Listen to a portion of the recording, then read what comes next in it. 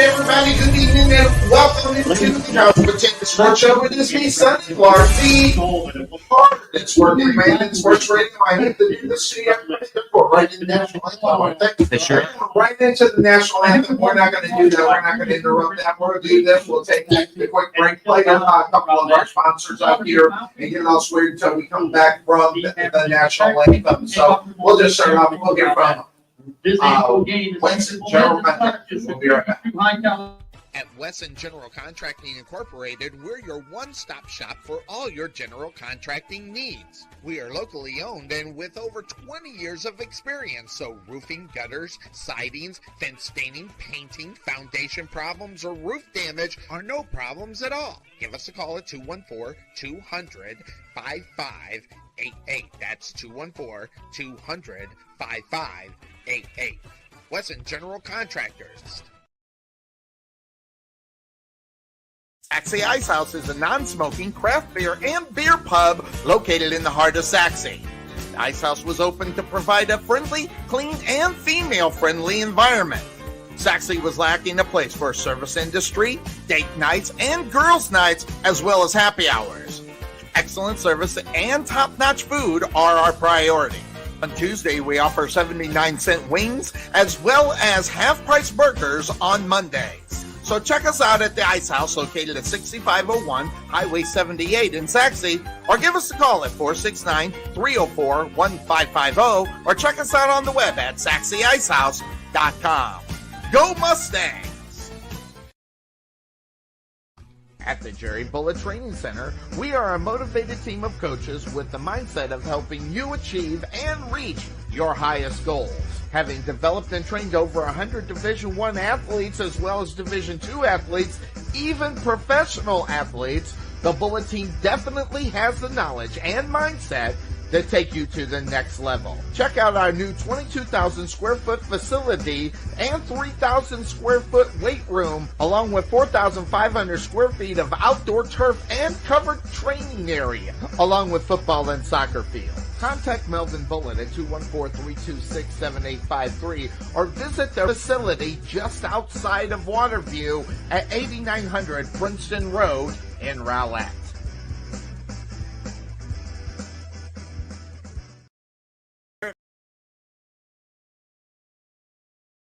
Fit Body Boot Camp located in Sachse, the solution is here.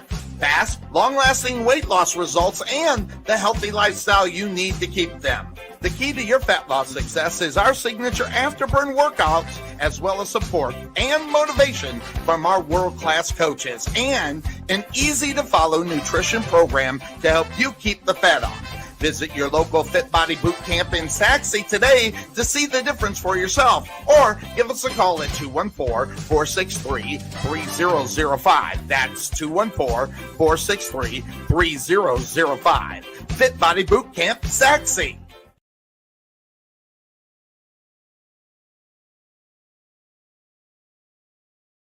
Fit Body Boot Camp located in Sachse, the solution is here. There is nothing that beats good home-cooked barbecue. Since 1941, Dickey's Barbecue has done all the cooking and you take all the credit. Come see us today at our Rowlett location, 5701 President George Bush Turnpike, Suite 110 in the Target Shopping Center. Whether you want to eat in or take it home, we will fix you up. For lip-smacking, rib-tickling, knee-slapping, foot-stomping, great-tasting barbecue, come see us at Dickey's Barbecue today.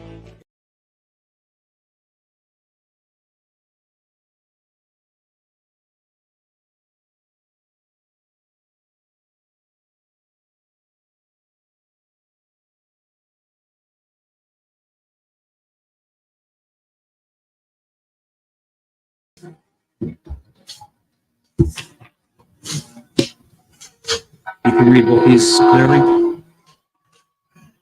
You can read both these clearly? Yep. I just pointed. We're all good. Hello, all right. We are back here on the Couch Potato Sports Show. Just got done with the national anthem. Getting ready for them to flick on who is going to end up. It's Hammer Trophy night here. It's a yearly tradition for the Sachse Mustangs as well as the Rowlett Eagles. We've seen many of those through the 8 years that we did cover Rowlett Eagles football, and then we're right back into it when this is our now third year Third year with Saxon. Third year with Sachse.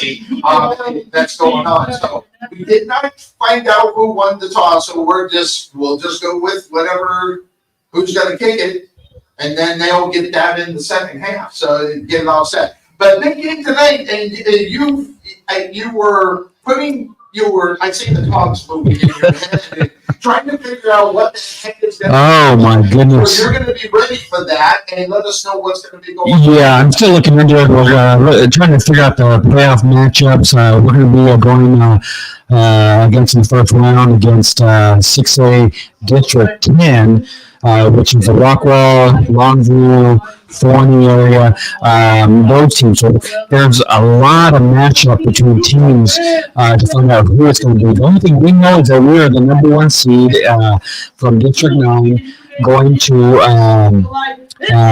for the first round of the playoffs. So we don't know who we're going to play yet. It's going to come down to a game against North Forney and Rockwall Heath. So we're going to keep track on those scores tonight and see what it is. In our district, we still have one game, one seed that hasn't been determined. That's the 4th seed of the district. So we got games for those going as well. All right, so looks like Rowlett is going to be kicking it off. I don't know who won it, but Rowlett is going to be kicking it off. They're in their full white uniforms with their burgundy helmets as well as burgundy numbers. Your Sachse Mustangs with their navy tops and white pants and white helmet, looking kind of cool here tonight. As they get set here for the big game here tonight, Sachse Mustangs taking on the Rowlett Eagles. It's Hammer Trophy night here at Homer B. Johnson Stadium. And here we go. As a short kick, it's going to go out of bounds. And that's smart, actually, for them, because that's going to push it up to the 35. Isn't that where it goes, Bill? Actually, I think it goes up to the 30, and the ball went out at the 30, so it's going to end up right there. So looks like that's where they're going to push it. Or maybe 32. Well, if it doesn't go past the 30 on the kickoff, then they place it to where it goes out of bounds. So I think right now they're still determining where did it go out of bounds at. And that's what they're doing. They're going to mark it up, and they're going to march it. Thought to the 35-yard line. To the 35-yard line. So that's where the Sachse Mustangs are going to start their first drive. Again, Sachse undefeated within the district. Only game they lost was to Coppell at the beginning of our season. And they're playing for really nothing in reality. We're kind of talking about that. What do you think that we'll end up seeing from Sachse Mustangs, especially with Haygood having the biggest rushing yards ever in Sachse Mustang history? Happened last week. He had 371 yards last week, and I think it was like 4 touchdowns. It was an unbelievable night for Haygood. So here comes first down for the Mustangs. They hand the ball off and bouncing up and being taken all the way back. Great play on Haygood, number 92 of the Rowlett Eagles. It was Martin with the takedown. That was a big loss. That was a loss of about 8. Well, you almost think that Rowlett had the offensive scheme as he was in the backfield as the handoff occurred. So he was back there to take care of Haygood as soon as possible. All right, so he brings up second down. Ball is now placed at their 19-yard line or 26-yard line. So they got a long way to go to get that first down. They got to get to the 45. Back to pass. Putting it up in the air is Williams, and the ball is caught there by Quinn. Quinn's going to take it to right about where they got to place that one there, Bill. Not much of a big gainer there at all, if anything. And it's stop on the other side for the Rowlett Eagles was Robinson. Takes it to the 30-yard. And Rowlett only had a 3-man rush on that. They anticipated that was going to be a passing play, so they dropped everybody back into coverage and limited that gain. Third down and 15. Ball on their own 30-yard line. Sachse Mustangs left to right on your internet radio dial. Bring near one far. Back pass to Williams. Looking over the middle. Now he's going to take off to the near side. Puts the ball wide open. Number 13. Oh, his knee was down. Watkins unable to advance. He's mad at himself in reality. So Watkins with the play and the first down. Well, you're right. He was lost in coverage there, and he was wide open. Just didn't get enough on that ball to get him in stride, because if he got in stride, he's going down the sideline there. Probably into the end zone. First down and 10 for the Mustangs on the 47-yard line of the Eagles. 3 far, 1 near. Handed off to Haygood. He's going to come to the near side. Looking for an alley. He gets pushed and slammed down there, but there's going to be a holding call. A little hard hit there by number 27 of the Rowlett Eagles, pushing them out of bounds. Smith, making them rethink, maybe you want to go out of bounds unless you want a little help. Well, I tell you what, you got to give all effort to get Haygood down. So I'm sure Rowlett came in definitely wanted to put a hit on Haygood, and as he ran all over the field last week. Yes, he did. And holding call backs him up 10 yards, and he's going to take the ball all the way back to the Mustang 45-yard line as they get reset. They're going to replay first down, 1st and 20. Ball on their own 43. 3 far, 1 near in the wide receivers. Williams has Haygood in the back. Actually, that's not Haygood. But the quick pass on the far side, it was Haygood, but it's picked up by Ridge. And Ridge is going to push it down to the original line of scrimmage. Got the 10 back there. And on the south, number 24, Dewberry. We know it. I always ask, I'm wondering. I always wonder if it's a Dewberry.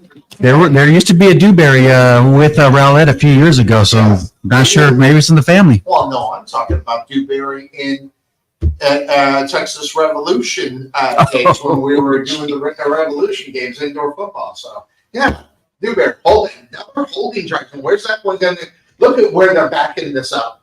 Holy smoke. All the way back to the Rowlett Eagle 33-yard line.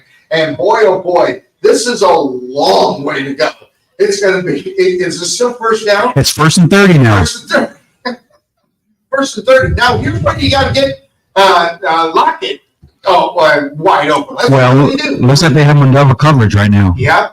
3 far, 1 near. They do it. They got him doubled up with 1 back on that. So Thompson's going to have the Parsons. Now he's going to back it up even more. So Thompson and Glader is handling Lockett duty tonight. Yeah, they're going to get Hunter on the end there as he moved a little bit early. So it's actually definitely going in the wrong direction. Yeah. But if there's one team that can pick that back up, that's a Sachse offense. 1st and 39. I mean, I don't even know if you have a play in the playbook for this, but the regular set got 4 wide receiver, 2 wide receiver split, 1 in the backfield with Williams, as the defense for the Eagles is sneaking up on that far side. They go ahead and get Williams with the pass out there. It's blocked and tipped. Blocked and tipped. You're right. Intended there for either Watkins or Quinn. And then on the stop, Barlow. Is it Barlow? Brohow.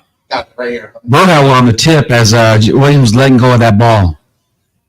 Yep, there's the replay, and then it was definitely intended for Watkins. That brings up 2nd down. That's just so crazy. 2nd down, 39. Same setup that they had on the last play. 4 wide receiver split, 2 on each side, and then in the backfield is Haygood. Williams gets the snap gun shot, snap, and handed it off to Haygood. Nothing at all in reality. On the sub on the other side, number 35. Don't have that. That's Ladarius Sessions. Sessions, 35. On that. They actually have him listed as a running back. Yes, they have him written. Yeah, so it's 35 Sessions. Looks like he's playing both sides of the ball. At least that's according to what we got going on. That's no wonder I couldn't find it. Normally, somebody don't know where anything is. So now 3rd and 36. Again, 3. How about that? So 3rd and 36. And the same setup. So the shotgun snap back is Williams. He's looking to the near side. He's going to get rushed. He's going to get sacked all the way back to the 19-yard line. And boy, oh boy, the pocket collapsed in reality when you took a look at that. And on the sack there was marked for the Eagles. So that brings up 4th down and 47. I don't think I've ever seen a 4th down and 47 ever. No, I don't even know if it's going to be kicked that far. So we'll figure that part out. So they do bring on the kicking unit, like it's in Great Big Secret, what they're going to do here.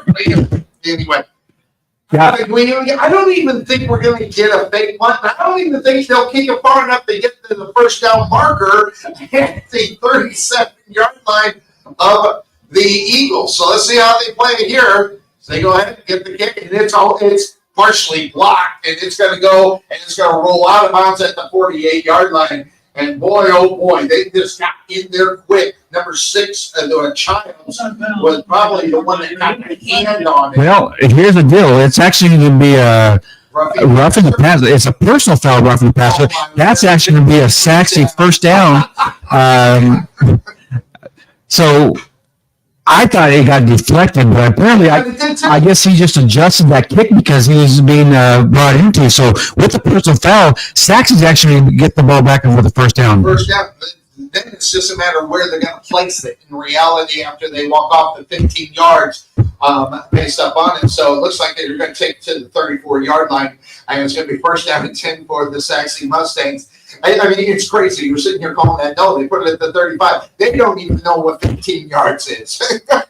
No. From anyway. So we're halfway through the first quarter already, and Sachse has I'd say minus 25 yards in total offense, but they've had the ball the whole time. All right, so ready to go. Left to right on your internet radio now are the Mustangs. 4 wide receivers, 2 split on each side, 1 in the backfield. They give it off to Ridge. Nope, keeping it is Williams. Williams is going to get danced around. And good pursuit on the ball. You're seeing it a lot. Childs again on the stop, as well as number 9, Barhow, as well. And then another one out there, Reed, who is out there. So, I mean, they're all over the place. And they are just getting to the ball. When you talk about, stopping an offense, it's finding the ball and stopping them before they get the first down, obviously. But good plays on the ball here. Well, and even though Sachse retains the ball in that penalty, Rowlett defense has got to feel good that they were able to push Sachse backwards. So they definitely got the momentum going on their side. Second down and 8 on their own 37-yard line are the Mustangs. They go ahead and hand off this time to Little.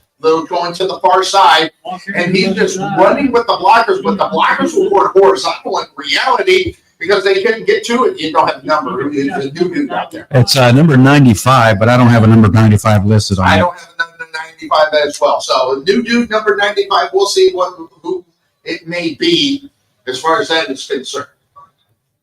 The Eagle Eye, Bill Cern is trying to take a look at something. Maybe we got the wrong number. No, it's definitely 95. All right, so third down and 7. Ball's on the 38-yard line, 3 near 1 far in the wide receiver position for the Mustangs. Williams coming to the near side, rolling, looking for an open man. He gets it out to wide, and he put it down a little bit too low. Watkins with the knee had to go to the ground, but it was enough for the first down, so they will move the chains as they place the ball on the 48-yard line of the Sachse Mustangs. So now only 52 yards from Pater. Yeah, no, I think really it was just it was a cautionary call catch. He just wanted to make sure secure it, get that first down, and move on with another series. First down and 10.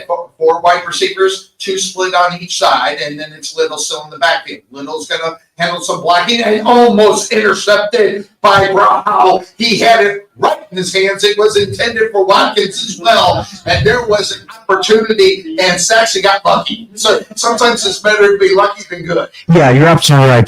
Williams took that snap. He looked to the right, turned to the left without even looking and just throwing the ball. And you got to look and see where that linebacker is in your line of throw there. Second down and 10 for the Mustangs. Right now, not being able to move the ball very much. And there's a false start again as the Sachse Mustangs keep going backward. They got more penalty yards right now than they have actual yards out on the evening right now. They're going to have to put it together. And I don't know if it's nerves, but the Rowlett Eagles have something to play for. Talk about a little bit about what's going on with Rowlett. Yeah, Rowlett needs us to have an opportunity to get into the playoffs. If they do win this game, they will secure that number 4 seed. No matter if Naaman Forest or Garland win, Rowlett will get that. And they're actually going to get Rowlett on a snap infraction as they were calling the snap from the linebacker position, so it's actually going to be 2nd and 5. 2nd and 5. Ball's on the 47-yard line of the Eagles. First time on the other side of the field for the Mustangs. They go ahead and hand off the Little to the left. Finds the Little seam. Going to push it up for about 3 or 4 yards there. He's brought down. Stand up there. Number 27 for the Rowlett Eagles. Smith on the stop as well as on the other side. Number 92 for the Rowlett Eagles. That is Martin as well. Quick to the line are the Mustangs. 3rd down and 1. And they get the snap. They hand it off. Going to push it up. They're going to get the first down. They're right at the 3rd down marker as number 15 on the stop. Harrison for the Eagles. That will move the change for the Mustangs. Yeah, I know. Saxon just utilizing that clock, moving down the field, nothing big, just trying to get a little bit of sequence going there. Has really been kind of out of sorts. Penalties haven't helped with that, and so just firing down that Rowlett defense. 5 minutes left in the first quarter. No score yet. 3 near, 1 far for the Mustangs. One in the backfield. That is, I'm not sure who that is. We'll see if he turns. Got some movement here from the line from Watkins. They hand off to Haygood is who it is. He's rushing to the far side, trying to get around the corner. Great tackle out there. Say whatever you want. Number 14, Robinson. He found the ball, got it, and secured the tackle. Didn't go for the upper body. He went for the lower part of the body and chopped him up. Well, and Haygood just not being able to get turn up field. This Rowlett defense is really just setting up that wall and not letting him turn that corner because, Haygood, once he turns that corner, he's gone. Speed to the ball for the defense right now for the Eagles is which is keeping them where they're at 0-0 right now. 3 near, 1 far for the Mustangs. Second down and 8 or 6. Williams with the snap. He's going to roll to the near side, and he's getting caught amongst people. He's going to run out of bounds. It's going to be about 4 yards short of the first down. Gain of about 3 right there. He was just moving around, getting lost in the height of everybody as he's a little bit shorter than them. Yeah, and you had your offensive line rolling out with him, and he had them as blockers. But, matter of fact, he almost got tangled up in his offensive lineman, but he was able to pick up a couple yards. He did have a little daylight there where he could have turned up a little bit. 3rd down and 3. Ball on the 34-yard line of the Eagles. Here come the Mustangs. Too far, too near. They go ahead, hand it off. And trying to get around, Haygood almost broke the tackle. He did not get enough for the first down, so now it's decision time. And Smith was the one that prevented the first down. Quick to the line on the Mustangs. They're not even playing. 4th down and 2. Ball on the 33-yard line. They keep it with Williams. That's going to be enough for the first down. Boy, that was close. They were able to sneak through a little seam, and they're right up on that first down marker. They're going to give it to him. Straight out first down. I thought they measured it for him. Well, and you look at this. No, he definitely got it. But you look at this Rowlett defense. I mean, they're down on knees now. They're beat. They're exhausted.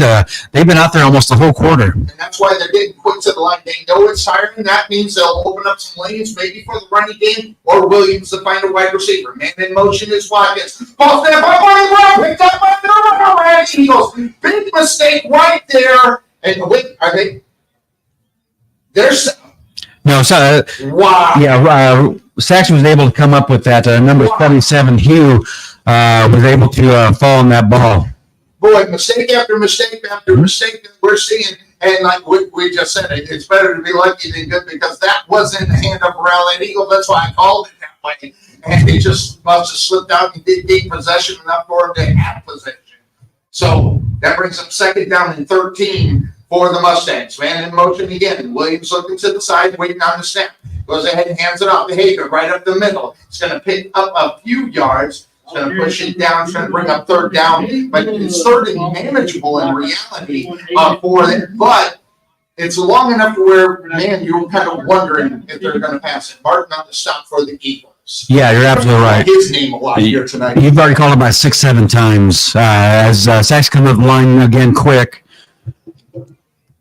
And here's the snap. Williams looking to the near side. Fires it to wait.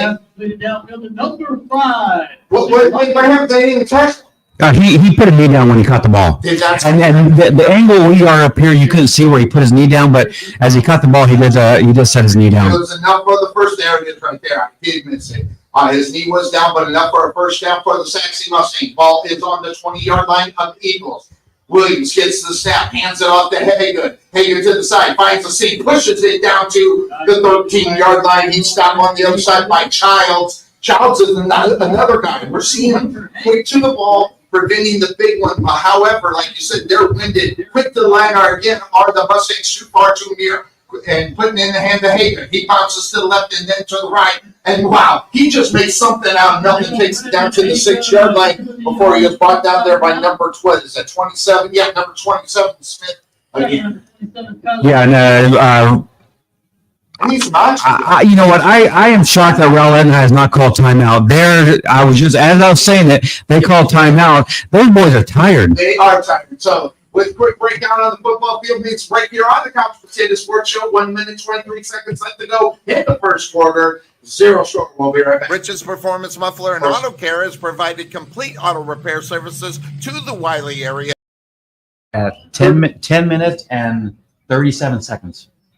That's a heck of a drive. They haven't for a whole. That's probably one of the longest drives I've ever heard. Wow. Have you ever heard of a team not to get a Nope. possession? Something. Whether they turn it over and get the touchdown before, my God. We are back here on the College State Sports Show. That's a big win. Push the button, but that's okay. He is there. Get the team is big. Missed the first word. You got that 10-minute drive. What can you say? I watched it all. Watched it all. Get up the elevator. I think this wasn't due to coverage or anything else. This was all due to give those boys a break and give them some water. And it's a humid night tonight, so it's a little bit warm out there. So you could just see that they were definitely gassed. All right. First down and goal from the 7-yard line on the Sachse Mustangs. Too near, too far. They're both trying to sidestep Haygood in the backfield. They give it to Haygood. I know. Keeping this Williams. Williams got the rush. He's going to try to get it there. Wait for the call.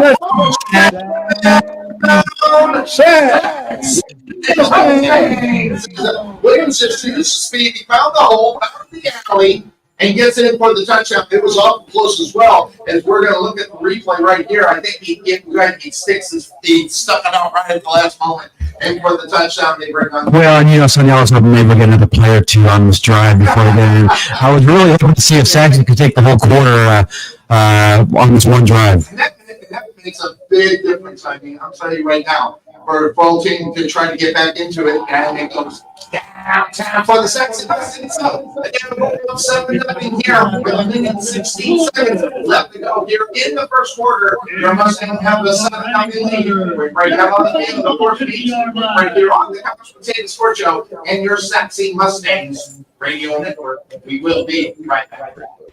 The prospect of retirement can be exciting and scary at the same time. At Nest Egg Wealth Advisors, we have found many people either approaching or currently in retirement fail to truly maximize some of the benefits offered to them, primarily Social Security. What is it?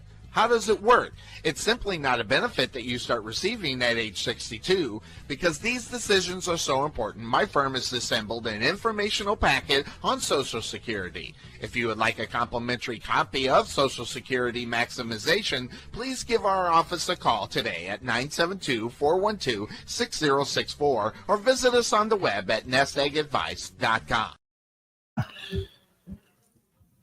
I didn't know. I was waiting for you, Sonny. I was just telling Sonny.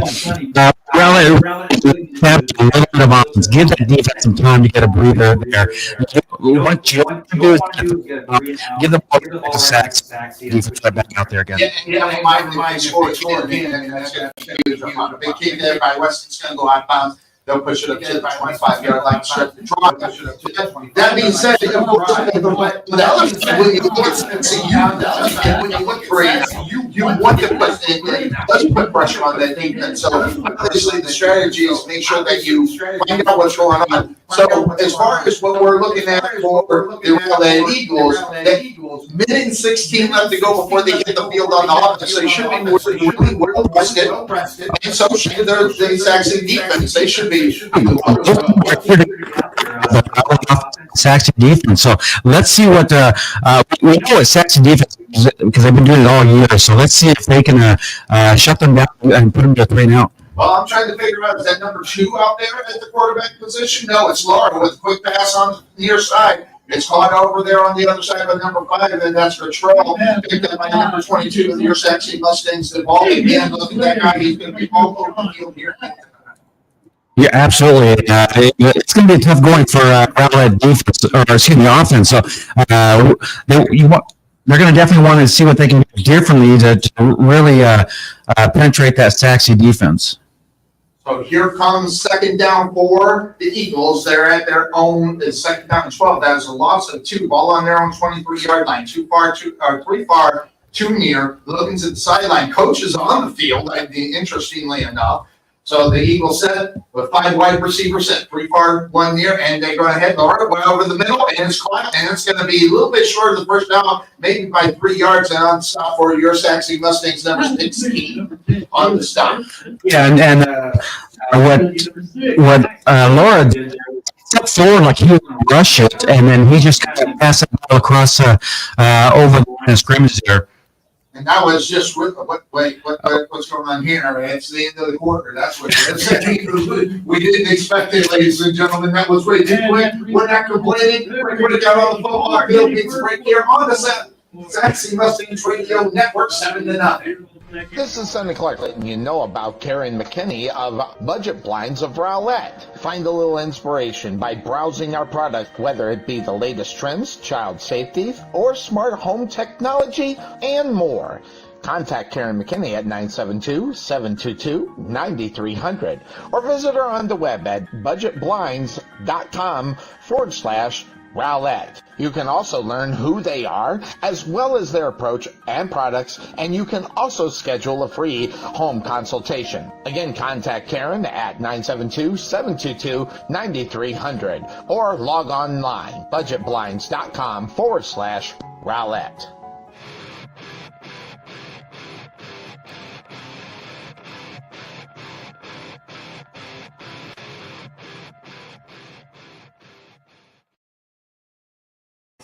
We are back after the quick break here on the College Potato Sports Show. Third down and a few. We were just talking again. The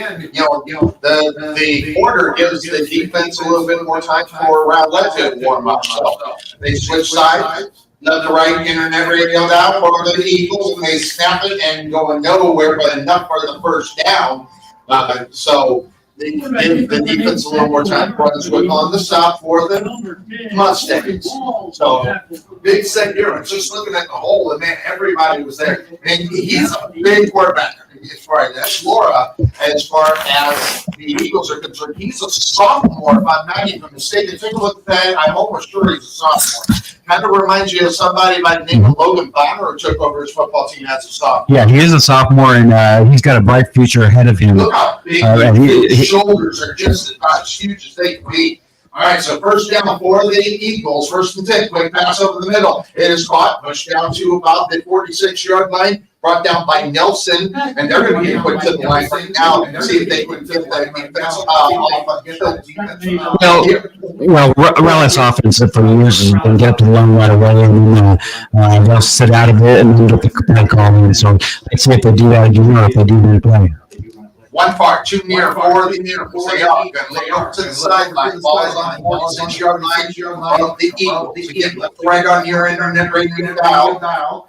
As everybody is all fresh and ready to go after that first quarter. Or with a quick pass up to that sideline. Holy smoke, all intended. And he put some mustard on that. And Williams couldn't bring it in. As that sidearm, it always scares me to watch a quarterback throw the ball side. Well, and with that velocity he threw it in a lot of traffic, so I think that's going to be tough to get it there. As Brunswick was right there in the middle of the field, just sitting and disturbing that throw. All right, so 10:40 left to go here in the first half. As they fake it, they fake run it and ran up the middle. Control didn't get anywhere. I don't know if he got enough for the first down. So it was only 3rd and 1. Sharpwood's right there with a couple of his other buddies. He stopped with King as well, but not for the first down. So they will move the chains there and push the ball to the 48-yard line. So here comes first down for the Eagles. 3 near, 1 or 2 far. 5 wide receiver set. Looking to the side is Laura. And I think that has a lot to do with the age of the quarterback. I mean, as a sophomore, needs to make sure he has the right play in hand before he goes. And I think that's a lot of the reason why you see that. Laura with a quick snap right up the middle. And he's going to be doing that all night long. Pick him up about 5. He just found the hole over on the left-hand side before he was brought down. On the other side by the ball. Yeah, what they do is they spread out that offense, like you mentioned before. They have 5 receivers out. They spread out, give him an opportunity to go up the middle. It looked like when he first started running up the middle, he was going to do that where he stops and throws the ball again. But this time he did run with it. Watch for that open receiver over the middle. That's what the linebackers got to keep their eye out for every time he does something like that. So I'm sure they got someone spotted. This is not the only time that they've ran this formation, I'm sure, all season long. So let's see what the defense can do. They do it. This is quick snap. He was going to run it immediately. He's about 2 yards short of the first down. They'll bring up 3rd down and 2 as they place the ball on the left, like about the 43-yard line. Wards there for the stop for the Saxons. And once again, they just went with the spread, 5 receivers, and just moved him up the middle behind that big offensive line of Rowlett's. And I've been watching the ball. He's kind of spying on the inside. He's still looking on the outside. Right now he's covering up on 2 wide receivers. Then he gets a little help from behind him. But he's watching both of them, seeing where it's going to go, as well as on the other side, Brunswick is taking a look as well. So I think they got him really well scouted on what's going to happen. Back to pass, Slaughter over the middle. He gets it and catches it, gets the first down on the stop bar on the other side. Sharp for the Sachse Mustangs, who handles the kicking duties as well. And it's the one that drew that penalty to get him that first down. Well, I think they're keeping everything underneath. Laura's not going to really have a lot of time to set up the throw downfield, as that Sachse defense line is getting in quick. Yeah, and they've been getting in quick all year long, and they know it. That's the reason why they're getting rid of it with the high hand, 3 far too near on the wide receivers. They step it off of this in reality. I don't. It's really interesting how that whole thing plays down, and what is the decision on what play to call after the move. Now here comes the movement on the defensive side for the Mustangs. Laura with a quick pass. It's blocked. Oh, it's blocked. It's tipped. I'm watching basketball. So it's tipped at the line and then falls in. Yeah, Walsh tipped it, put that ball up in the air, and Sharp, the receiver had an opportunity to get it, but Sharp was able to knock it out before he was able to corral it. And they are reaching it, and you've seen the hands that, like John Cena, you see from the ball on the far side, giving everybody a clue what might be their way. 5-way receiver set. 3 ball, 2 near. It looks in the backfield all by himself. So that's really simple. Usually you think he's running, but I don't think so. This guy can run right up the middle. Right up the middle. Heavy rush. The hands in and out of the hands of the intended receiver.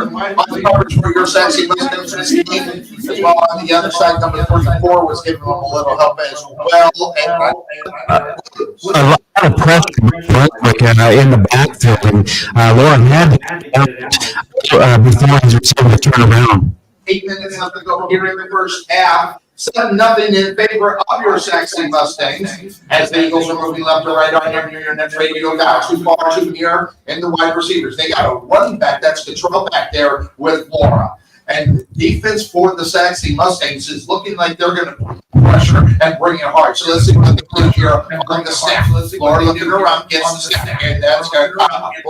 It's going to be a false start. It'll back them up. It'll be 3rd down and 15 for. Wait. Yeah, false start. Start. Can they decline that? If they wanted to? There's no place. It's a dead ball. Jalen moved early on the outside and right in front of the official. Yeah, I forgot. It's dead ball foul. Maybe I was going to say maybe they declined and make 4th down, make fun. So here comes 3rd down now in 16. Laura with quick snap gets into control. Here comes the pursuit. He gets 1 So they're fighting all this at the end. It's going to cause some trouble, but he stepped out of bounds. Whereabouts do you think, Bill? He stepped out of bounds at the 35-yard line. It was clear as day here. And here comes the replay. We'll take a look at it and see where the foot does get out of bounds. Because he just moves across there and boom, boom. Well, maybe he did. It stayed in. Yeah, it stayed in. So good eye for the refs, but brings out 4th down and 1. They bring in the big package. Look at the everybody, but they're all really big. And it's not even Laura at the quarterback position. We're going to have to figure it out. Timeout by the Sachse Mustangs to figure out the 4th down. So quick breakout on the football field. with 7:49 left to go here in the first half. We'll be right back. This is Sonny Clark, radio voice of your Rowlett Eagles, letting you know about RowlettFood.com. Do you want to have dinner delivered but you don't want to use Uber Eats? Contact someone locally that can do the same thing at a better price and faster. All you have to do is pick a restaurant on the list at the website, tell us what you'd like to order, then check out, and you'll have your food within 25 to 45 minutes, depending on distance. Check out RowlettFoods.com for your next meal at Raising Cane's, Golden Pot, Ponchos and Lefty, and more. Give us a call at 972-408-8002 or check us out on the web at RowlettFood.com. We are back. We're back trying to figure it out. Here's what we're down. They got all the offensive linemen in, and I don't even know who's running it. So, Oh, he didn't get it. Get it. Wow. Not get it. Let's talk about making a statement. There's a statement there. Almost every single time. They're actually a measure. I don't think there's a need for a member I don't measure. think so. They just saw it. That's what you call the hammer. Wow, yeah, they're going for the hammer trophy. They did. They slammed the hammer there, Big Red. Yeah, they had 9 offensive linemen and 2 linebackers. They handed the ball off to actually snapped it to Peyton Keller, and he just went behind his big offensive line. But Sachse defense was really ready for that. What a big statement that it's made. Now, guess what? Offense back out on the football field for your Sachse Mustangs after the turnover on down 7:41 left to go in the first half. 3 far 1 here in the wide receivers for the Mustangs as Williams marks out and gets the snap. He hands it off to Hayden nowhere. Number 90. It was a 490. No, number 95. Sweet years, 95. Yeah. They don't have him. He's the one that we don't have. New dude picked up and a loss of maybe. Well, no, they gave him right back to the line of scrimmage. And also, Vincent, number 92, was also in there as we've been calling his name left and right. Okay, so it was. It's loss of what? Second down and 11 for the Sachse Mustangs offense. Right and left on your internet radio dial. 3 far 1 near for the Mustangs. 1 in the backfield with Williams. And yep, that is a quick snap. Williams getting rushed from behind. In reality, that's what they didn't have to go down. But good pursuit by the defense on the other side. Childs on the stop, as well as number 27 for the Rowlett Eagles, Smith, and brings up 3rd down and about 5. Yeah, Reed just came back into the if he just stayed down the sideline, he could have probably picked up another 3 or 4 yards. Push that 3rd forward. 3rd down and 5, 2 far, 2 near, 1 in the backfield, and it looks like Ridge is out there still. So Hagan and Ridge in the lineup for your Sachse Mustangs, both running backs. Here comes the man in motion behind. They give it to Hagan, and nothing doing. Number 92 for the stop, Martin, and that's a loss of maybe about 4 or 5. That will just depend on where they do, and that brings up 4th down, and the kicking unit's going to come out with King handling the kicking duties for the Mustangs. Wow. Yeah. Pursuit to the ball. Immediately. Well, it's right. That running game with Haygood. So they're going to have to spread it out a little bit, get to the receivers a little bit more. All right, so we got a receiver back for the Eagles. He's standing on his own 35-yard line. When he turns sideways, we'll find out who it is. King waiting on the snap. Here on 4th down. 4th down and 8, 5:41 left to go. There's the snap, and getting it off is King. It's a nice little floater, and he evidently called before we had the opportunity to look at him. And it was number 10 there on the kicking dude, Benson, a wide receiver, and he picks it up. It looks like about 40-yard. Where are they going to place it? 36-yard line. So the Mustangs now. Defense going to have to hang in. They have to figure out what this offense is going to be this time, because something tells me they can bring out a total different thing and then not be ready for it. We've already seen 3 different looks coming from the Rowlett Eagles offense here. So let's see what they put together here. 3 far, 1 near for the wide receivers for the Eagles. Laura looking things over. Defense is spread out pretty good for the Mustangs. They go ahead, hand it off. Pushing it up the middle is Contrell where he's brought down maybe after a gain of 3 or 4. Number 55 on the stop for your Sachse Mustangs, Xavier Williams, as well as the ball. Or was it just the ball or was it both? No, Gotcha. So brings up now 2nd down after the gain of 3, 7-0, still in favor of the Sachse Mustangs, who take 10 minutes and 35 seconds to score on their first drive. Yes, ladies and gentlemen, 10 minutes and 35 seconds for the first drive. 4:56 left to go here in the first half. Laura back to pass. And spots right in the middle, in and out of the hands. Incomplete. As King was right there on Vincent. Vincent unable to bring it in. Wrestling on 3rd down and 7. well, and you mentioned that first drive and over 10 minutes. That drive also included a play that was 4th and 41. Yes, that's right. 43. 43. Not to mention that's still a low rate. Who's counting? Once you get past 25, who's counting? Yeah, 3rd and 7 for the Eagles. 3 far, 2 near. As Laura going to go over the middle is caught, and that's going to be enough for the first down. They get more progress than they are. They're going to get him there. King on the stop with the catch there by, that is Ronald Hamilton. His brother, Ryan Hamilton, is number 16. They both play wide receiver for this round. Yeah, this is a simple run. I love it. So, was set down in the middle of the field and had a pocket right there. He was able to get it It's almost into. indefensible unless you know it's actually coming. So they go ahead and hand the ball off to control. He's going to come to the near side and nothing doing, as the Sachse Mustangs number 55 says. And that was Xavier Williams.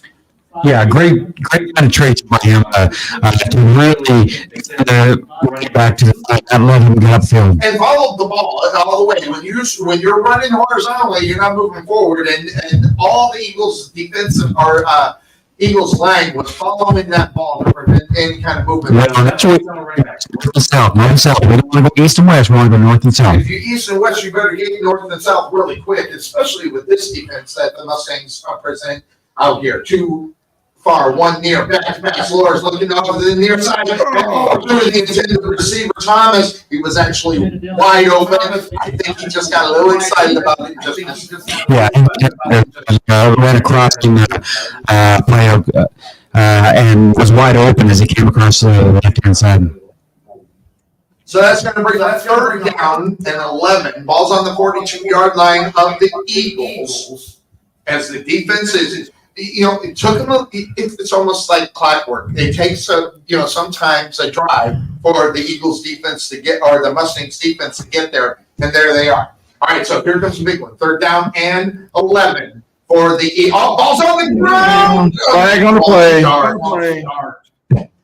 So they're going to back them up. So it's going to be 3rd down and 16 after they march this one back to the 42-yard line after the penalty has been walked off. So this is a big play here. I think this could be a difference. If the Eagles get this first down, if they keep that momentum going and that defense holds, which I kind of hope it's obviously happening, they are on a roll here tonight.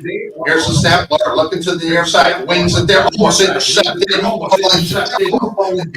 the hands of Wells. He just couldn't bring it in because it was a little right up.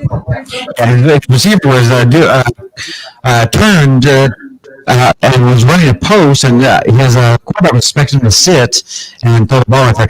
If he sits, he gets the ball right in his number first down. Definitely, you're right about that because he was sitting right there wanting the ball, and then I think the miscommunication was he was expecting him to keep running. So 3:30 left to go in the first half, and we got a big one here. We've only been going at it for 46 minutes here in the first half. High snap, taking it and pushing it. He's going to have to run it and get it out of the side of his foot, number 3, and it's a roller.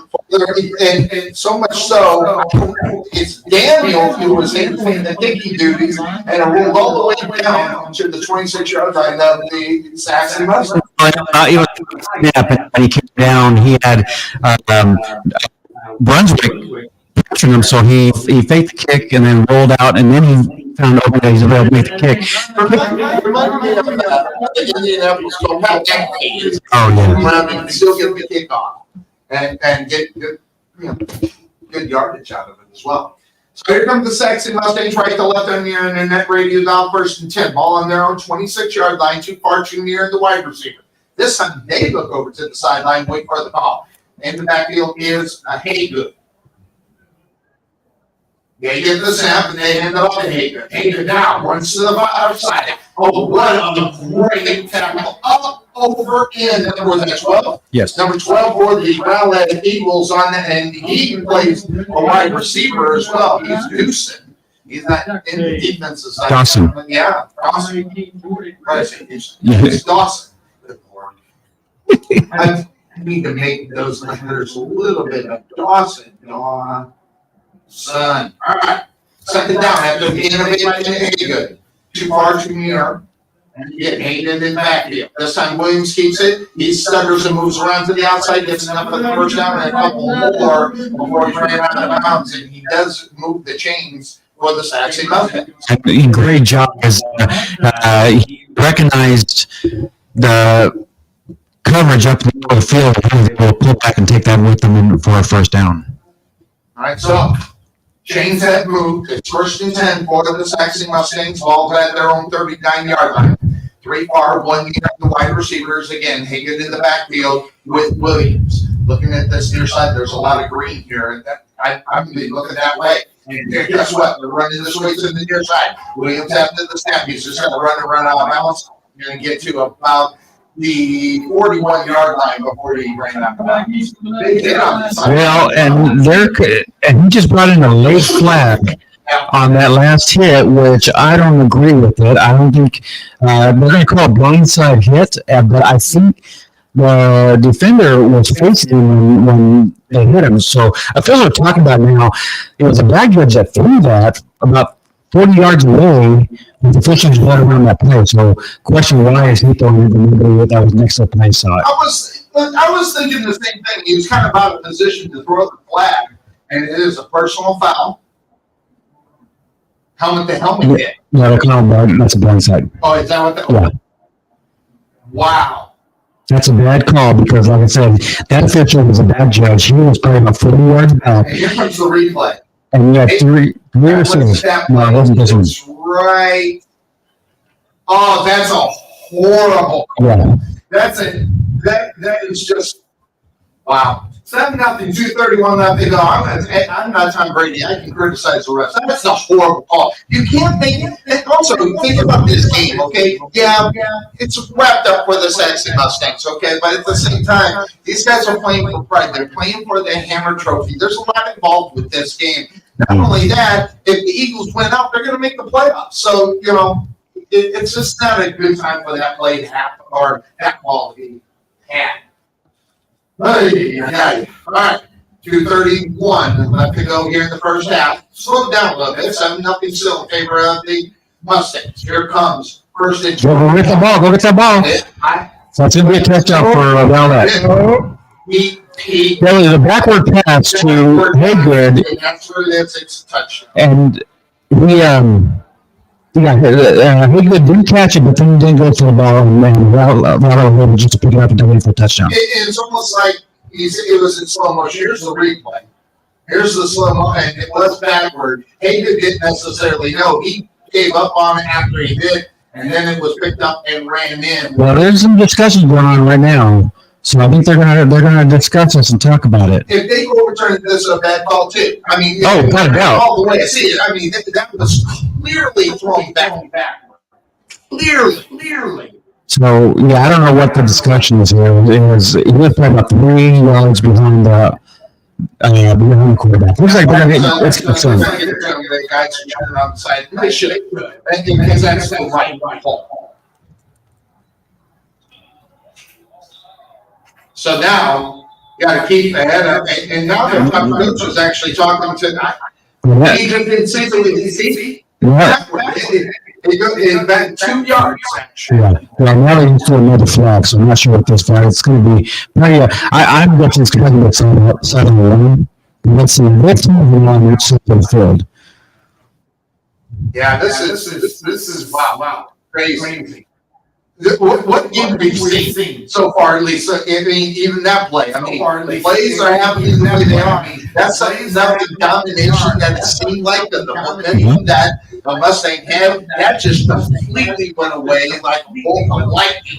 And now the big Mo's on the other side with the Rowlett Eagles, and they're still talking about this. I don't know why. Well, the Saxon defense is out on the field. I'm not sure if it's for the extra point or what they're out there for. Well, where they're standing on there, okay, now they're starting to move back. So, and so much confusion over nothing. They didn't have the ball. That was half of it. That ball just came from the sideline. Yeah, touchdown. Okay, so all right, so they get the touchdown. So we're going to wait for the extra point here, as far as that is concerned.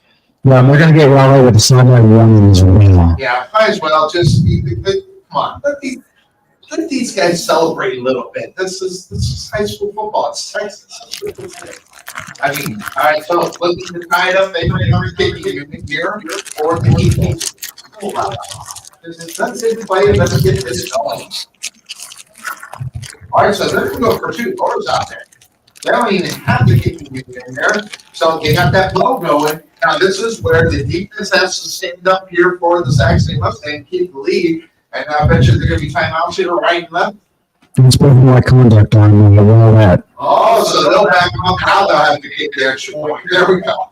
Oh, they're going to do the. Okay, so it's not sportsmanlike conduct, but they actually have 2 unsportsmanlike conducts. So one's going to be on the kick, and then the other one's going to be on the kickoff, I think. Got you.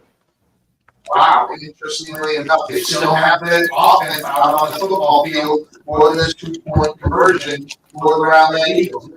And this, as far as the defense is concerned for the Mustangs, they live this football team and then see what the offense should do. Even within, still holding on to a 1.8, 2.1, left to go in the first half. Here's more, shoot the backfield, they get the snap, now they're going to move everything around. Now everybody. This is crazy. I don't know if you've ever seen that before, Bill. But it looks like an indoor football offensive line here. It does. Because on the far side you had 3 offensive linemen with a receiver behind them. On this side you had 2 receivers, and you only had 4 offensive linemen. I'm sure what they're going to do, but there's a timeout on the football field. So since there's a timeout on the football field, we'll be right This is back. Sonny Clark, radio voice of your Rowlett Eagles, letting you know about RowlettFood.com. Do you want to have dinner delivered, but you don't want to use Uber Eats? Contact someone locally that can do the same thing at a better price and faster. All you have to do is pick a restaurant on the list at the website, tell us what you'd like to order, then check out, and you'll have your food within 25 to 45 minutes, depending on distance. Check out RowlettFoods.com for your next meal at Raising Cane's, Golden Pot, Ponchos and Lefty, and more. Give us a call at 972-408-8002 or check us out on the web at. All right, we are back here. We found out the kicker is freshman, probably not going to be handling those kind of duties, I guess, maybe. I don't know. Go ahead. Go for the 2-point conversion. Throws the ball up in the air for a grab, and then the ball is incomplete. So your 2-point conversion is not good. So the Sachse Mustangs are able to hold on to the lead. It is 7-6 again. With 2:21 left to go here in this first half. We'll take another break. We'll be right back. Let Buffalo Creek Doors and Floors help you restore your home to its like-new condition. Need a contractor? Let us be your first stop as well as your last. We specialize in everything that others don't, such as stained concrete floors, wood spot repairs on doors and floors, stainless steel spot repairs, anti-slip on floors, and more. Want to see what kind of work we do? Check out our Facebook page and you can see the craftsmanship you'll receive and expect from Buffalo Creek Doors and Floors. Give Rodney James a call at 214-536-2607. That's 214-536-2607. Or check him out on the web at www.buffalocreekdoorsandfloors.com.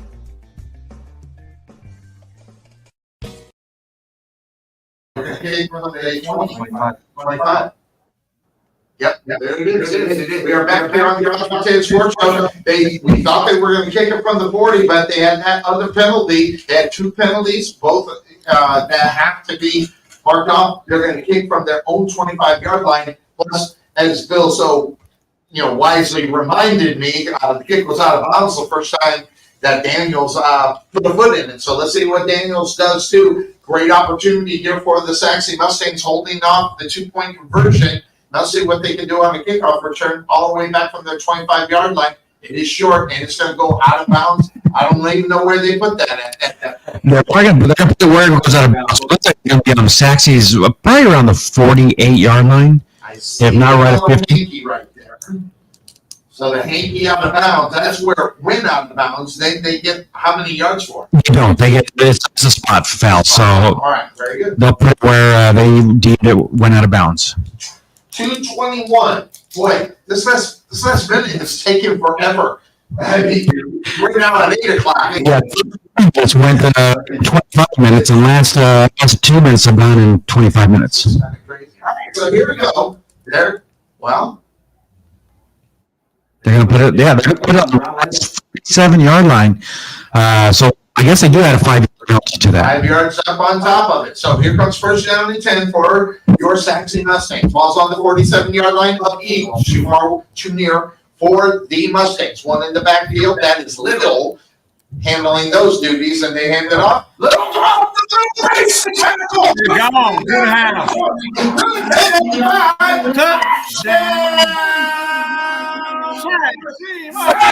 Man, Mustangs, and boy, he just ran over Rowlett. Yeah, absolutely. He put a hop right between two defenders. Defenders play with each other, and he was long gone. Man, what a play for Little. With that being said, I'm Butch Weston, Connie Clark, and the big deal, Bill Cernan. The big deal, it's Cernan. All right, bring up Weston for the extra point. He goes up and he comes down. Mustangs going 14-6 here with 2:12 left to go. And we've been stuck on this 2-minute now for a long time. Right. Get some quick breakdown on the football field. We'll be right back. We'll hear from Hey West Designs. Doing this nice stuff on our show. Maybe that'll hack it up. Get it. Want to know why Bill and I look so great on our broadcast? Check out K West Designs on Facebook to find out why. Check out all the samples that Kelly has up so you can see, especially if you have a special occasion that needs something original or design or something that says, this is our moment. Check out K West Designs on Facebook or give Kelly a call at 469-601-5856. That's 469-601-5856. K West Designs. Where'd you get that? Wiley? No, where'd you get that score? Over here. Oh, yeah. Okay, there you go. 17-6. And Garland's 30. We are Garland here on 14. the Couch Fantasy Sports Show, looking at some of the scores out there. Yeah, right now you got Wiley East in the second quarter up on the Pirates from Wiley, 17-6. All right, so here come the Mustangs with the kickoff from their own 40-yard line, right to left on your internet radio dial, and there's a yellow hanky off sides. And that will an extra 5 on the end now, push it to the 30-yard line. First down 10 for the Eagles. Interestingly enough, we see at the turn of the table how quick the momentum has changed in this game, going from one team to the next. And Little just, I've seen guys get bowled over. That he popped him and then kept running on top of it. The shock of the hit, it just threw him off as was there, and he just almost ran completely over him. Yeah, once he got past the front line, really he had the momentum because he was moving forward, trying to get him from both sides, and he was actually leap over him a little bit, and those two guys collided. Like I said before, he was just on his way. You betcha. All right, so that means, of course, that's the name of the show. Catch us on Sunday night at noon. Here comes the quick snap over the middle. They've been doing this all day long, and Brunswick did this all day long. Really can't do about that in reality unless you see it coming and you can step in front of it. He was one step behind. That could have been intercepted. As the defense coach would say, once you see him start feet to the back, as defensive lineman, put those hands up. Yep. You're going to knock it down every time because you cannot get the velocity of it if he's going to go right there in the middle of the field. All right, so Looks like they gave seven. Looks like they gave second down and three. Three near 1 point. That's going to be Offside. so they lost 5 of the 7 that they picked up there on the false start. So I'll back them up. Yeah, and 2. that could have been 4 or 5 guys on that offensive line that helped that. So we played second down, 1:42 left to go, 14-6 in favor of the Sachse Mustangs. All important game at the end of the year for the Hammer Trophy. Oh, bragging rights between the rivals. So we'll see who holds on that for how long, and see if it changes hands. Because Sachse was in that quick pass on their side. It's caught. As the Mustangs get up on it really quick. It's Cottrell. It's picked up by many out there. I'm sure Okoye was there as well as 55. Williams and Walls also. The snap brings up their down. Looks like Sachse is taking a timeout.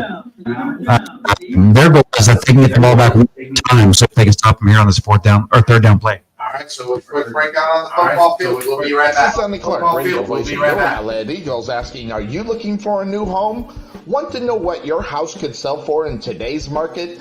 Then you need to contact Realtor Jeremy Morgan with Ray Hubbard Real Estate Group at Keller Williams Rockwall.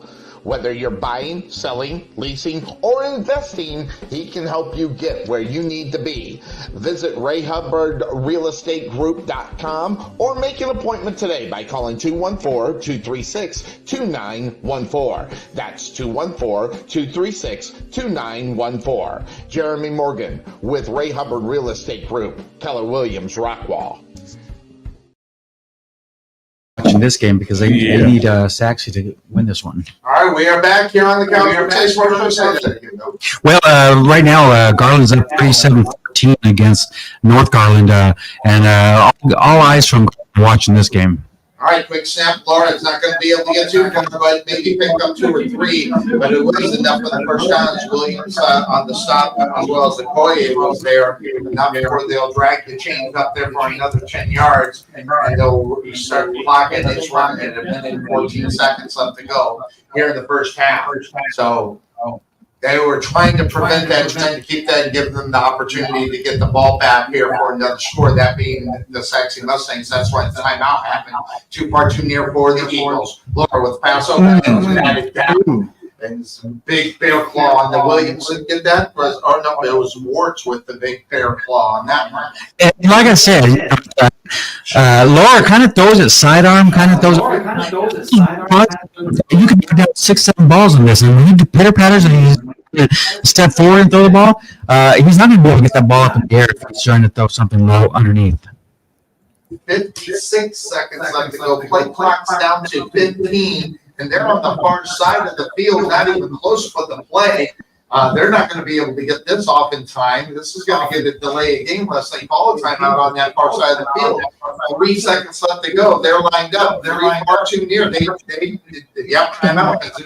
It was about ready to go to 0. So Rowlett with a quick timeout on the football field, which means there's a timeout here on the couch from Take the Sports Show. You're listening to coverage of the 2024 Sachse Mustangs varsity football team. We'll be right back. At Wesson General Contracting Incorporated, we're your one-stop shop for all your general contracting needs. We are locally owned and with over 20 years of experience, so roofing, gutters, sidings, fence staining, painting, foundation problems, or roof damage are no problems at all. Give us a call at 214-200-5588. That's 214-200-5588. Wesson General Contractors. She likes to about we were just talking about my cat. My cat likes to lovey-dovey at about 3 or 4 o'clock in the morning, and she might go flying here tonight. I hope. Go ahead. Yeah. What you say? Hello, Peter. There you go. 56 seconds left to go here in the first half. Second down and 10. Laura with the point back. He's in the 14 to the intended receiver, number 88, Ribbon, good play down the field. Number 17 for your Sachse Mustangs on the coverage, as well as who was that? Number 3? No, that was. Yeah. Yeah. Didn't catch the second guy. So they're all right there. Wells is the one that made the play on the ball. So brings up third down now. Third down and 10 on the 41-yard line of the Rowlett Eagles. Clock. I mean, this last 2 minutes has been amazing. How long it has taken. Mm-hmm. Well, because we went so fast for the first 20 minutes. I got under a minute, or at least we're under a minute. And here I thought we'd get closed out, throw all this stuff in the thing, get home here, see what happens. Get home before 10 o'clock news. Yeah, there you go. Third down, they hand the ball off. Push around the corner, trying to get there's Cottrell. He started, that was it, and Ward's, and they're going to call timeout. Why not? Go ahead and do that, especially with where they are on the football field. And Ward gets in there and says, Look at all. see where they put it. Look at everybody 41 down yard here. line's probably where it should be. Yeah, it's going to be at the 41-yard line. It's going to be 4th and 10. I would not be surprised if you see Sachse put pressure on the kicker. We've seen the kicking game for Rowlett has really struggled this game. As we had one kick earlier that he never even got up in the air, kind of rolled down for about 30 yards. So, That's handling those. we'll see if Sachse decides to put some pressure on this kick. Yeah, they bring the heat and the speed of the outside linebackers make a big difference on how that happens, especially if no one gets an opportunity to get a hand on them or block them. Could be really, really interesting to see how they play it out. So let's see who's lined up here for the Eagles. Okay, so they got Daniels there, and then of course we have number 19 for your Thomas. Wow, it's Thomas back there. There's the quick kick, and he got on that one. It's going to be fielded, and then out of bounds at the 25-yard line. That's Thomas there. He got it. Yeah, absolutely. Pretty good kick. So let's see. You got 38 seconds left. No timeouts. Remember, the clock stops on his first down. So let's see what Coach Behrens decided to do here. Maybe you bring do something for his big guys. But around that defense, they've dropped 8. 10 yards off the line of scrimmage. No, they know what's coming. So here, first down 10 for the Sachse Mustangs. That's their 25-yard line. After the big boot for the kicking team for the Rowlett Eagles. They're only going to rush 3 as they go ahead. The snap. Williams goes ahead, puts it in the air. It is caught out of bounds, goes flying. Good catch there. Down to the 35-yard line. Still 34 seconds left to go. They will move the chains on that one, or are they a yard short? Oh, they should be moving the chains. I thought you definitely, yeah. So. The official on our side of the field, the side of the field that the play happened, he had it as first down. First down 10 for the Sachse Mustangs on their 35-yard line, near 1 bar. Back to pass. Williams rolling to the near side, looking for a man. He's going to try to go around the corner. He does score, and it's caught out of bounds. That is win on the reception. Now we'll put the 24-yard line. 27 seconds left to go here in the first quarter. 14-6 in favor of the Mustangs. Mustangs trying to run Well, second drive. Yeah, they were in confidence, but you have giving them 10 yards. You just throw the ball 10 yards down the field, you're going to be in field goal range. All right, second down and about 1. Williams gets the ball, and it's caught. Nice. Rich the tackle. Rich is the tackle. To the 43-yard line. He's going to keep running. 2 seconds on that. In reality, he was out of bounds with 20 seconds left to go. It's at 18. They're quick to the line. The 2 seconds that could cost him because he was out of bounds. The first thing I did was look and see how many seconds were left. And they let it go down to 18 seconds. First and 10 on the 43-yard line of the Rowlett Eagles for the Mustangs. Too far, too near, one in the backfield. That is Little. Gets the snap. Williams looking. Going to go to the far side. And it is caught. And that is Lockett. And there's no timeouts left to go. And that's going to do it. They're not going to be able to get to the line fast enough. It's down to 6 seconds. And they see if they're going to, yeah. 2 seconds. One play. I just hate that. You get up on the line and then you do it that way. That's just a recipe for disaster. Right. 2 seconds. Well, dropping everybody back. This is going to be Saxon's version of a Hail Mary, or it's going to be underneath and set up with some blockers. But this is where Lockett. This is the bread and butter. That jump ball catch. So let's see what happens here. 2 seconds. 3rd and 6. 14-6. Favor of the Mustangs. 3 far, 1 near. And what's going on now?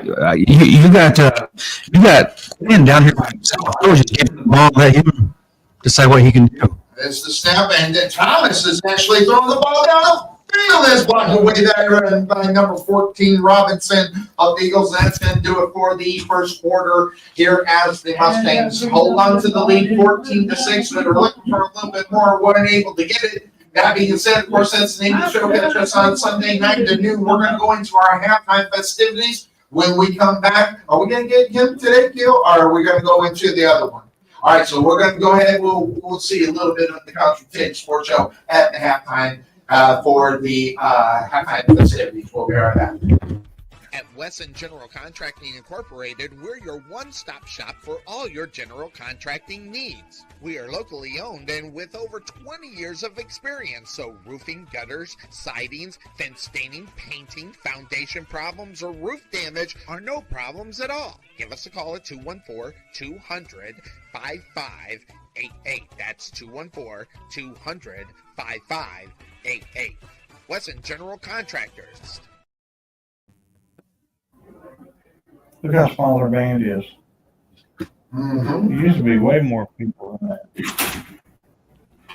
I thought their band used to be way bigger than that. Geez, that's your band? Yeah. It's a small Man, it used to be bigger. Sachse Ice House is a non-smoking craft beer and beer pub located in the heart of Sachse. The Ice House was opened to provide a friendly, clean, and female-friendly environment. Sachse was lacking a place for service industry, date nights, and girls' nights, as well as happy hours. Excellent service and top-notch food are our priority.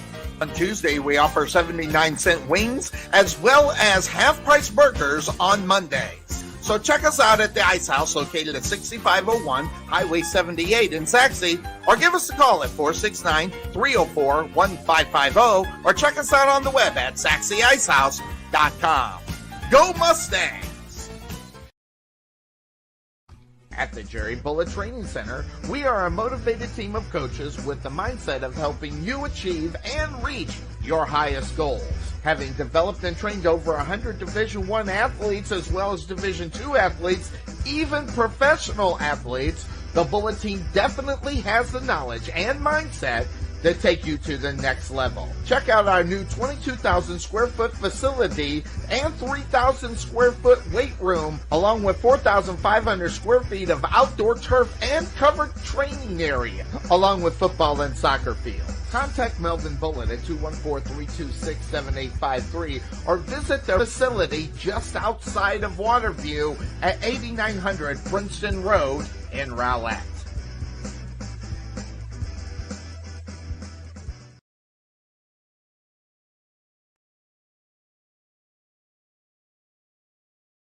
Always believe that.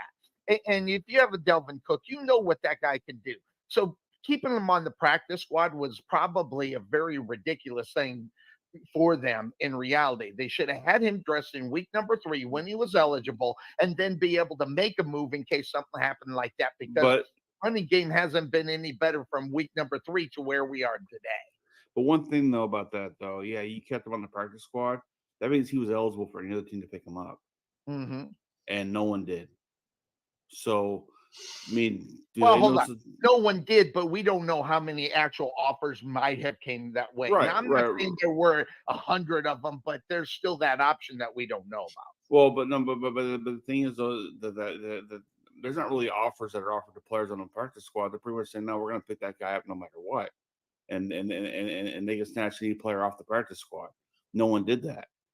So I wonder if the league has looked at Dalvin Cook and says, you know, maybe his best years are behind him right now, and we need someone further, if you know, who can go further ahead. I mean, look, we got a lot of broken pieces that came to this team this year. Zeke, Dalvin Cook, and Harold. They did nothing to improve their team. They did nothing to improve their team, and that's why they are 3-4.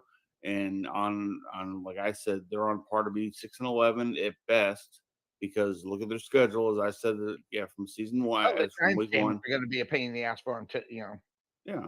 So going to this game today, they're in Atlanta. I know they have a decent road, except for last week. They have a decent, road record. Mm-hmm. But Kirk Cousins, he's found a way to get around mediocre defenses and make it look good. Mm-hmm. And Dallas is a mediocre defense. They're gonna need a big game from Diggs, and do you expect that? I don't. So, for that being said, I'm gonna go Atlanta. I'm going to go Atlanta too, and I'm going to feed off of what you just said. This team's sailed. They're done. Even mentally, they're not there. They're not going into and Mike McCarthy, he's just going to finish out the season. He knows where he's going. This team has mailed it in. They're done. And the problem is they're going to be the one that'll beat that team where we don't expect it and everybody's on them and they'll win that, and then all of a sudden everybody's they're back again, and then they're going to drop in the next 2 weeks to be who we're seeing right now. So the Dallas Cowboys do have a lot, and they have mailed it in, unlike the Jaguars. And I'm not just saying this because they're my team. That this team will try to go out and win football games. They got bad coaching in Jacksonville, big time. That's where that problem is. But the players have not given up. The combination with it being the Dallas Cowboys and where they are right now, the players know they're going to get their money, so they can give a rat's fat ass what's going to end up happening. That's the situation. That's one of the problems when you pay a Dak Prescott. Now, are you putting Dak Prescott in a place to win football games with no offensive line, only one wide receiver, and no running game? That's why I'm not saying Dak Prescott's the best quarterback. I'm just saying you can't put a lot of this on what's happening on Dak Prescott, because he has to try to be a savior because of the rinky-dink defense that they got going on, Obi. Don't you think? Yeah. There's a lot being asked of Dak. Yes. It's, I don't know. I just really question, is Dak that guy? Is Dak the franchise quarterback that Jerry Jones and the Dallas Cowboys and the city of Dallas, Fort Worth thinks that Dak is? Is he? What has he done in the playoffs? Mm-hmm. Just like my Browns. Year 9, right, Podfather? Just like my Browns. Year 9 for Dak? Yeah, something like that. Yeah. 8 or 9, something like that. Yeah. I mean, the Browns, they were all in with Deshaun. And I'm sorry, that dude's best years were in Houston. And then when he had a year and a half to 2 years off doing whatever, weird shit that he did, it's just, the guy was done. Mm-hmm. And I do not see a way that Dallas wins this game today. But Sonny, you were talking about, this is, there's that game where everybody says there's no way Dallas can win, and they're going to come out and they're going to win, and they're going to, quote, shock the world and say, oh, they're back. This could be that game. Mm-hmm. I just feel like, it's being played in Atlanta. Kirk Cousins is going to have all time of day in the back. That? Dude, come on. I'm not talking to Kirk Cousins like that. Kirk Cousins is this is going to be a W for the Atlanta Falcons. Now watch, they're going to just go out, they're going to shit the bed and lose to Dallas, and everybody's going to say Dallas is back and look out, here they come. And if Dallas wins, it's going to be an anomaly. Definitely. And that being said, we have someone in the green room. Dig it, sucker. I can dig it week in and week out. And I almost had a withdrawal of not getting my weekly dose of this guy. It's the best smile on the internet. It's the one, the only Bryce Brooklyn. What's going on, my brother? Good to see you. I missed you last week. Good to see everybody. Missed everybody last week. No show, but we're back at it. Yep. Sonny, can you least pop this that week. picture? Can you pop that picture up that was taken last night? I we I show can't Bryce? pop it up because in case you didn't know, wait, where? Oh, I'm on the wrong section. That's why. Right there. Look at this. Look at that. Look at that. Wham! There it is. There it is. Yeah, and I didn't know Cuervo was that tall. No, or you didn't know I was that short. Yeah, there's that too. Yeah. You know, Something like that. I love the picture. You know, I'm a little disappointed because I came in here because I was dying to hear what the fine co-host of this show had to say about that game last week. Right. He is nowhere to be found. I'm very disappointed. Obi might have some insight on that because he did meet. Did he even say anything about it, or was he too embarrassed to even talk about it? He did not talk about it at all. So I think he could have been embarrassed last night. Oh Lord, have mercy! I kind of didn't really want to bring it up too because I knew it was probably a really bad sore and a cut, and I was afraid if I removed the Band-Aid that all kinds of bleeding would start. Yeah, and pulling out the hairs as you pull out the Band-Aid too. That hurts like hell. What is so funny about that whole situation is the video of the defensive back taunting the fans before that. That's That is hilarious. That's such immaturity, which is what Yes. you expect from guys that are that way. That having been said, before we go, we're talking Dallas, Atlanta right now, and we got Bryce from Brooklyn. I want to get his take up on the Dallas Cowboys, and I just kind of reiterated that sooner or later, this team is so bad, but they're going to beat a team that no one's expecting. Yeah, like Pittsburgh. Yeah, Like- I can see that. Pittsburgh, Cleveland. At least this time I can see the chair shot. I just couldn't do anything. But what's your take up on it? You got Kirk Cousins, which listen, I do a lot of bragging about Kirk Cousins because I just like the guy because he's the best business mind in the NFL. Okay, you can say whatever you want about that. That guy's made more money than that guy should be allowed to even ever have. So I'll put that out there. That having been said, I kind of like him because of his business moves. But you got a guy with the Dallas defense being what they are. Let's just say it's pathetic because that's what it is. Kirk Cousins can have a field day against the secondary, which is one of the worst in the NFL, by the way. I forgot what number I knew. I think it's number 26, if I'm not mistaken. That having been said, Bryce, when you're looking at Atlanta and Dallas, in Atlanta, what's your take up on what you think we'll see today?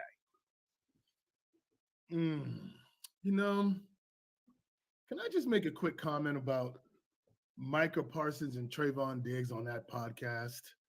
Okay. I haven't heard it. I heard there was a lot of things said that any good boy in the NFL who's being paid millions of dollars would not have said. I mean, for them to get on the podcast and start naming their top quarterbacks and to not even caveat the fact, hey, we're not going to put our guy in this. We love our guy. We ride with him. We're going to try to be unbiased. Right or not. To not even preface it and then go through and not even mention their quarterback is so problematic to the culture that's been created in Dallas, which is leaderless. There is no leader. The closest thing to a leader on that team and organization is actually Dak Prescott. Or at least trying to show up and be as consistent as possible because he has no adults around him that really are interested in leadership. Absolutely. Leading a football team through things. So I just felt that was just goofy. It was goofy energy for him to get on that podcast and do that. He does that every week, though. That's the problem. I mean, he gets on the little podcast and just spouts off like he does.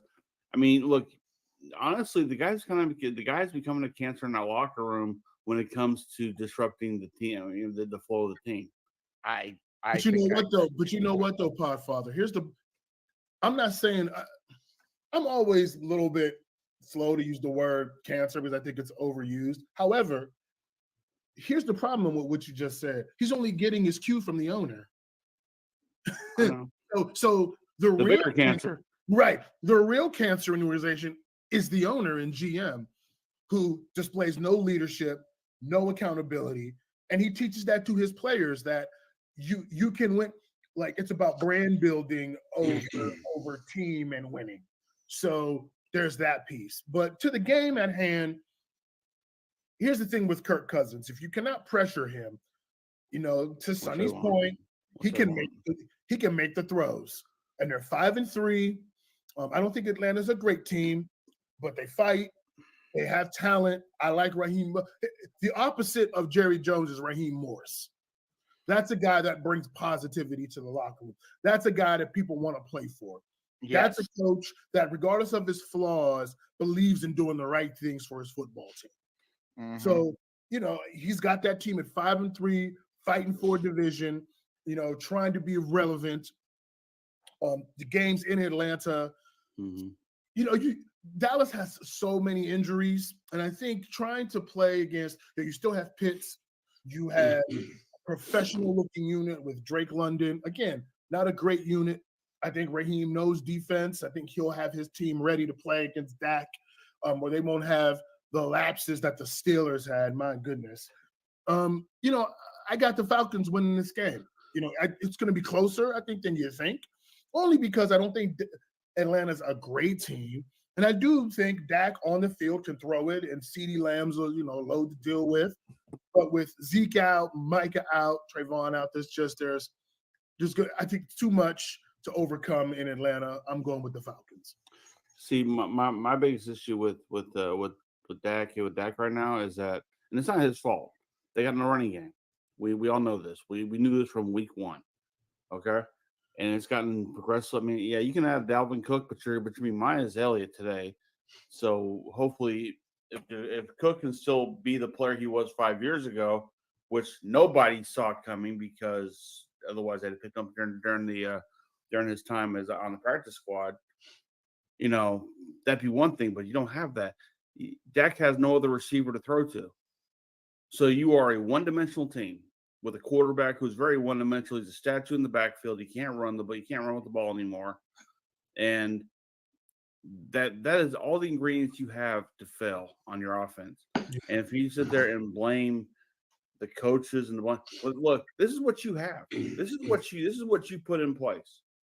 Speaking to Jerry Jones, this is what you have put in place. And you've made it no better. You made it worse. Can imagine that, but you made it worse. As I said earlier, 6-11 was being generous on my part.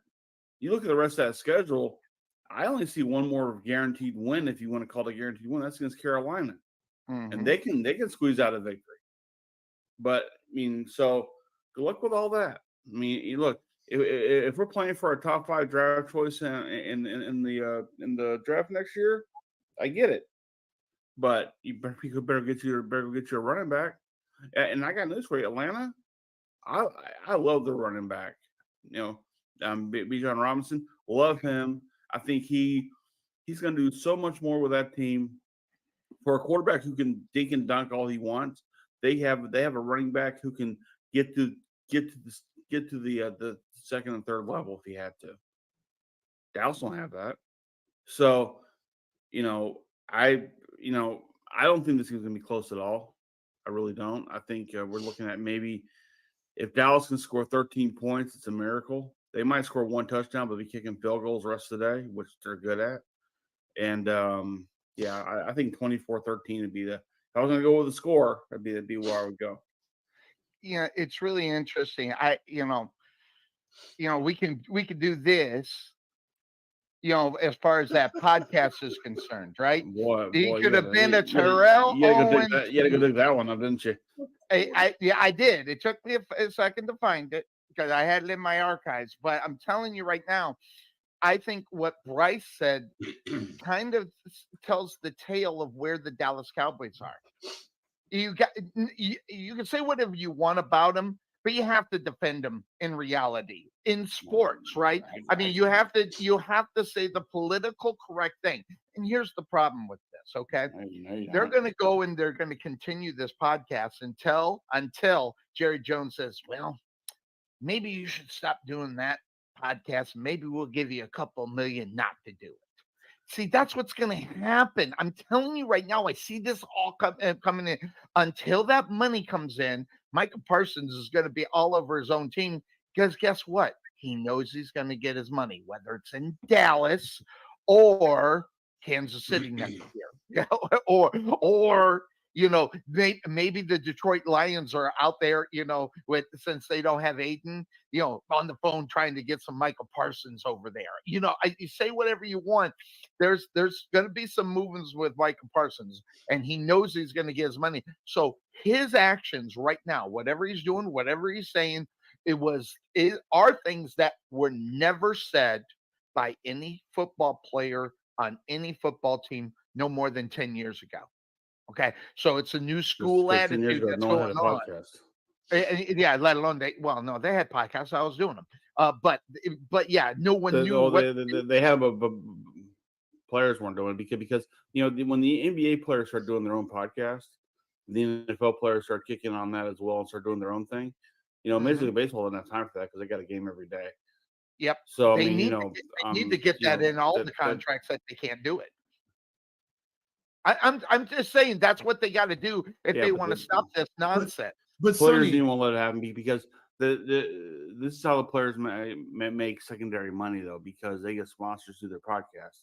Understand, but they also get fined for criticizing the referees and everything else. If you don't think that they can stop what they are doing, I think as long as they get it into the contract, and knowing what the rules are.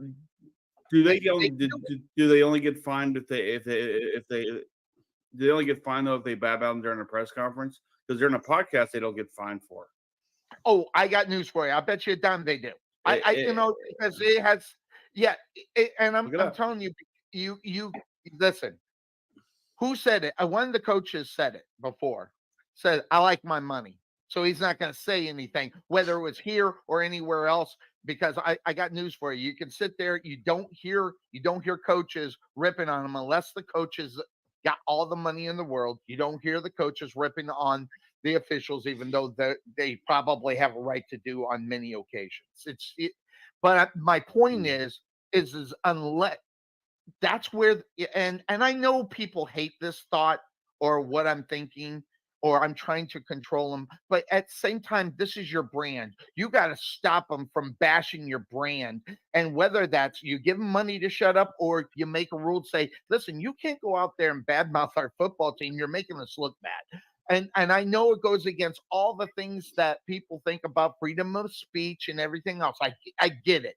But listen, the NFL, NBA, all these sports teams have been doing this for years. Now, I'm not saying that things that changed are not for the good within the new school, but this alone right here, what those guys are doing on those podcasts are definitely taking effect. And Jerry, you want to mess with somebody's money? Don't mess with Jerry Jones's money. I bet you a dime. There's been a lot of conversations behind closed doors about what's going on in that podcast.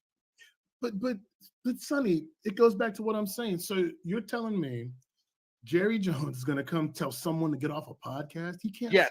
Jerry Jones can't stop talking on podcasts. He Yeah, can't. hold on. I'm not saying it's not hypocrisy, and it's crazy. He's not going to do that. I know, but two times a week, I get it. His ethos, I don't believe that's going to happen because his ethos is be box office. Anything that brings attention to the team, he's going to be fine with it. Just like that has changed, though. Just like they did with what happened with the radio station. It's never going to change. He's still going to do his show.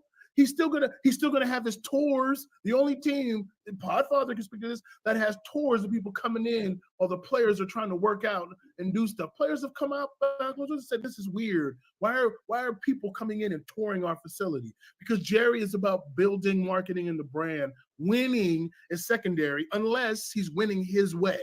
Yeah. It's funny because you always hear sports as a business. And the Cowboys are proof that that's what they're trying to make the Dallas Cowboys a business. Yeah. But the thing is, though, at the end of the day, it's the sports part. The sports part is what makes you win championships. The sports part that makes you, make fans fall in love with this team because they're thinking, this is what I used to do as a kid. Now you sign with the Dallas Cowboys and you're seeing 400 people come in there to come view your practice and whatever else, and you have a museum of what you used to do back when the Dallas Cowboys were on top And of the they world, steal the Cotton Bowl stuff. right? So, it's not good, And the thing is, look, Jerry Jones is 82 years old. Okay, Mm-hmm. This is probably Dak Prescott is the last big name quarterback he will probably ever sign. Okay, Right. he wants this to work. This is his last chance to sit there and go, I put together a Super Bowl team. Because the last time he did it, he did with Jimmy's players, Barry Switzer. The only thing he brought in there different was a new coach. Yep. But he doesn't get the credit for that. He wants validation for having a championship that he brought in. This is kind of like the old Kobe Bryant and Shaquille O'Neal thing. Can they win separately? Yes. Together they were great. Separately, could Kobe bring in the ring to himself? Could Shaq have done the same thing? That's all this is. Because it hasn't happened in over a generation by now, over 25 years plus, time is ticking. And I got news for you. The succession brand with the Dallas Cowboys doesn't get any better. Stephen Jones, Jerry Jr., all those guys, all they've done is learn from their dad. Oh, dear Lord. So we learn from the best. Well, you talk about the Cardinals organization, Bidwell. Right. The Bidwells have been disastrous for years. Right. Yes. Hey, the Cardinals look great in Jerry Maguire. The Browns the Browns look great in draft day. Dallas Cowboys ain't look good in anything right now. So it's not good. But look, this team is going to be what they are because of who's in charge. And I think now we're all seeing the Al Davis part of this entire thing. The Al Davis part of just won't let go of control, just won't let go of anything else. And this team will keep spiraling out of control until he dies. And then Stephen Jones can come in and he can have a hot girlfriend who thinks he's got a pretty smile, and that'll all work. But it will work. But this team is fucked. Honestly, let's just call it. I totally agree. And Bryce, I feel bad on my part that their only last win was against your team, a team that I thought they were going to lose to. Okay, so I'm upset for you. All right, but because it wasn't the game I thought they'd win. But I don't think they're going to win this week either. I think Atlanta's going to take it to them. Bryce, you think they win this week, the Dallas Cowboys? Do they bounce back? Do they figure out? I don't know how they do it. You already said no. No, I don't think they know. I don't think they know how. I think the Atlanta Falcons get the win. Yeah. No. I don't think the Cowboys win this week. That having been said, we're all on Atlanta. It's just the kind of way it works. Now we will go to the Steel City and talk about your Pittsburgh Steelers. All right, so, because I wasn't not on last week because I didn't answer. I had an opportunity to make a lot of money, and Sonny did. So I got to put it out there. Congrats to making a lot of money. Yeah. So that having been said, the Russell Wilson effect seems to be working. And listen, I'm not going to say I was sorry. I'm not going to say wrong. Just say it. But I still believe though. Parts of me. Okay, no, I think it's what it is. Parts of me wanted to see with a good head coach, with what they could do to straighten out, because I want Justin Fields to. I can't believe I'm going to say I want Justin Fields to be a good quarterback, to prove to the freaking Bears that they made the wrong decision. Now, you can argue back and forth right now if it was the right decision. We can do that based upon kind of what's going on, but kind of you can't, because really Williams kind of looks pretty good. They didn't lose that game last week because of him, things of that sort. But that having been said, I want to see Justin Fields be able to put it to the team that said, hey, we're going to build a team around you. We're going to build a team around you. Then they get rid of you. Kind of thing, just for that fact. Now, Russell Wilson, different story. I mean, because this is like he's been resurrected from somewhat the dead. I say somewhat because you told us about the stats and everything, but just how it wasn't very much successful with what was going on in Denver. So that having been said, the last games here with Russell Wilson at the helm, what's your take up on it?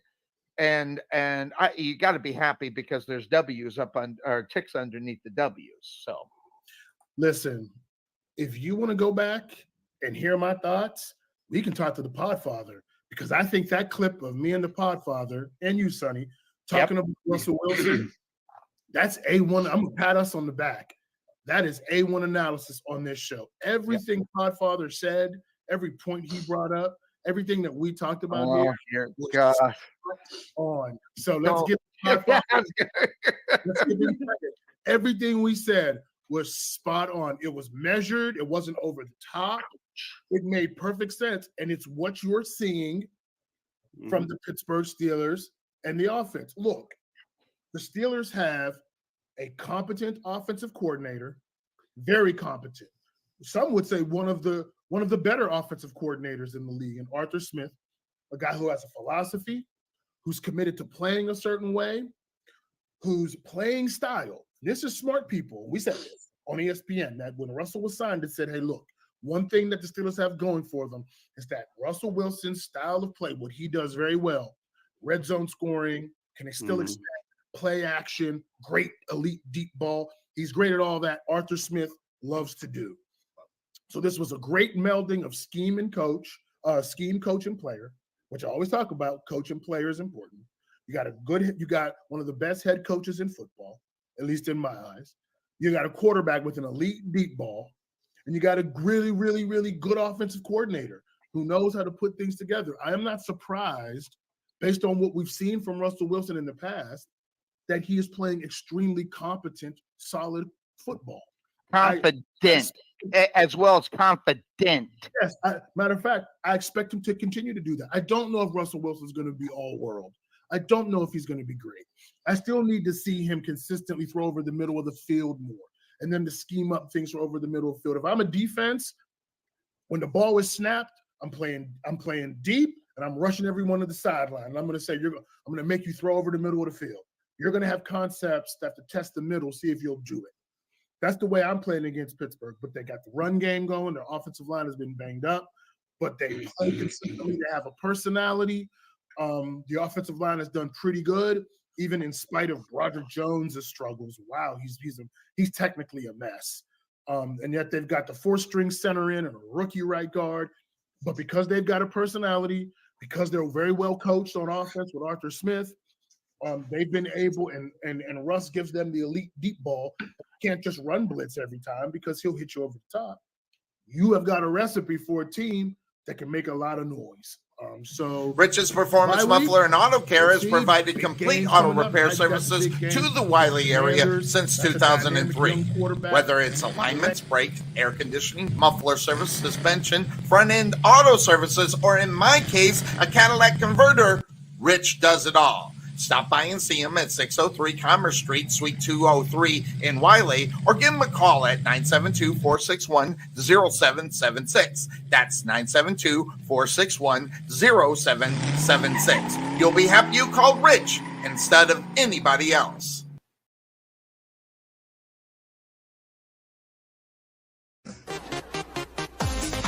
Being taken for a ride? Check out Casso Insurance. Serving Texans since 1981. Bundle your home, auto, or business insurance and save a ton. Casso Insurance on the corner of Main Street and Rowlett Road, where we make insurance fun. Or check us out on the web at CassoInsurance.com, where we always have the coffee pot on. Yeah, but is it fresh? All right, we are back here on the Couch Potatoes Show. We're not going to have any more. I'll change that in the third quarter, but we are just starting the third quarter. Good halftime show from the award winning. We laugh about the award winnings, but in this case, Sachse looked pretty good as far as that is concerned. Yeah. You said they were going to. Yeah, Sachse actually is going to be qualified for state, which is only a top 40 bands in 6A statewide, which you think about it, how many teams there are in 6A, only 40 teams make state, and Sachse was one of 40 teams to make it. Sachse on top of 7-0 in the district, 6-1 for Wiley, and Wiley is 6. See, I didn't know that. The one loss was against us, both of them. Both teams, Wiley and Wiley East, only have one loss in the district, and both were to Sachse. Yeah, so that being said, that's where the running is and start. All these guys going at it, we figured out nothing really. Really, what's going to come down, we have to watch tomorrow's games with North Forney and Rockwall Heath. Yeah, they moved the North-South game to today. So because of a lot of rain, so we're going to find out what's happening. So kickoff is happening. Ball is fumbled by the Eagles and pushing out around the 12-yard line, brought down by half the team that are out there on the football field. So good pursuit on the ball, on the kickoff. That ball really good in the air. And a lot of time for the Sachse Mustangs to get downfield. Who was on the tackle there, Bill? That was Thomas and Bolt the Vault on the tackle. On the 12-yard line, so Rowlett's going to be starting this drive deep in their own territory. So they do come out. They don't huddle up. They come right to the line of scrimmage. And let's see, we got 3 there to the near side, 3 receivers on the near side, 1 to the far. We got in the backfield. We have looks like Kellen Cottrell in the backfield. So I get. It looks like there's a delay. The officials are holding off. I don't know if we're coming back from a commercial. Immediate timeout. All right. Change my. How did you do that? Believe me, I was talking about the weight I lost and my finger got caught in the table and the fat. It just hurt. They're calling timeout. I don't know what they're going to do. Looks like they're sending both teams back to the sidelines. Ball is on the 12-yard line, so the ball does stay down. Lightning? No? I don't get it. All right, so here, we don't get it. So since we don't get it, we're going to go ahead and take a quick break here on Fit Body Boot Camp located in Sachse, the solution is here. Fast, long-lasting weight loss results and the healthy lifestyle you need to keep them. The key to your fat loss success is our signature afterburn workouts, as well as support and motivation from our world-class coaches and an easy-to-follow nutrition program. All right, we are back. They got everything all set. We're still trying to figure it out, but I guess it's irrelevant. 11:52 left to go. They go ahead and quick pass it. It's right up the middle, and that was just a go right up the middle there, Bill. He just ran and just kept going. Good throw there by Laura Sharp on the stop as they moved that ball down all the way. That's where they're going to put it here.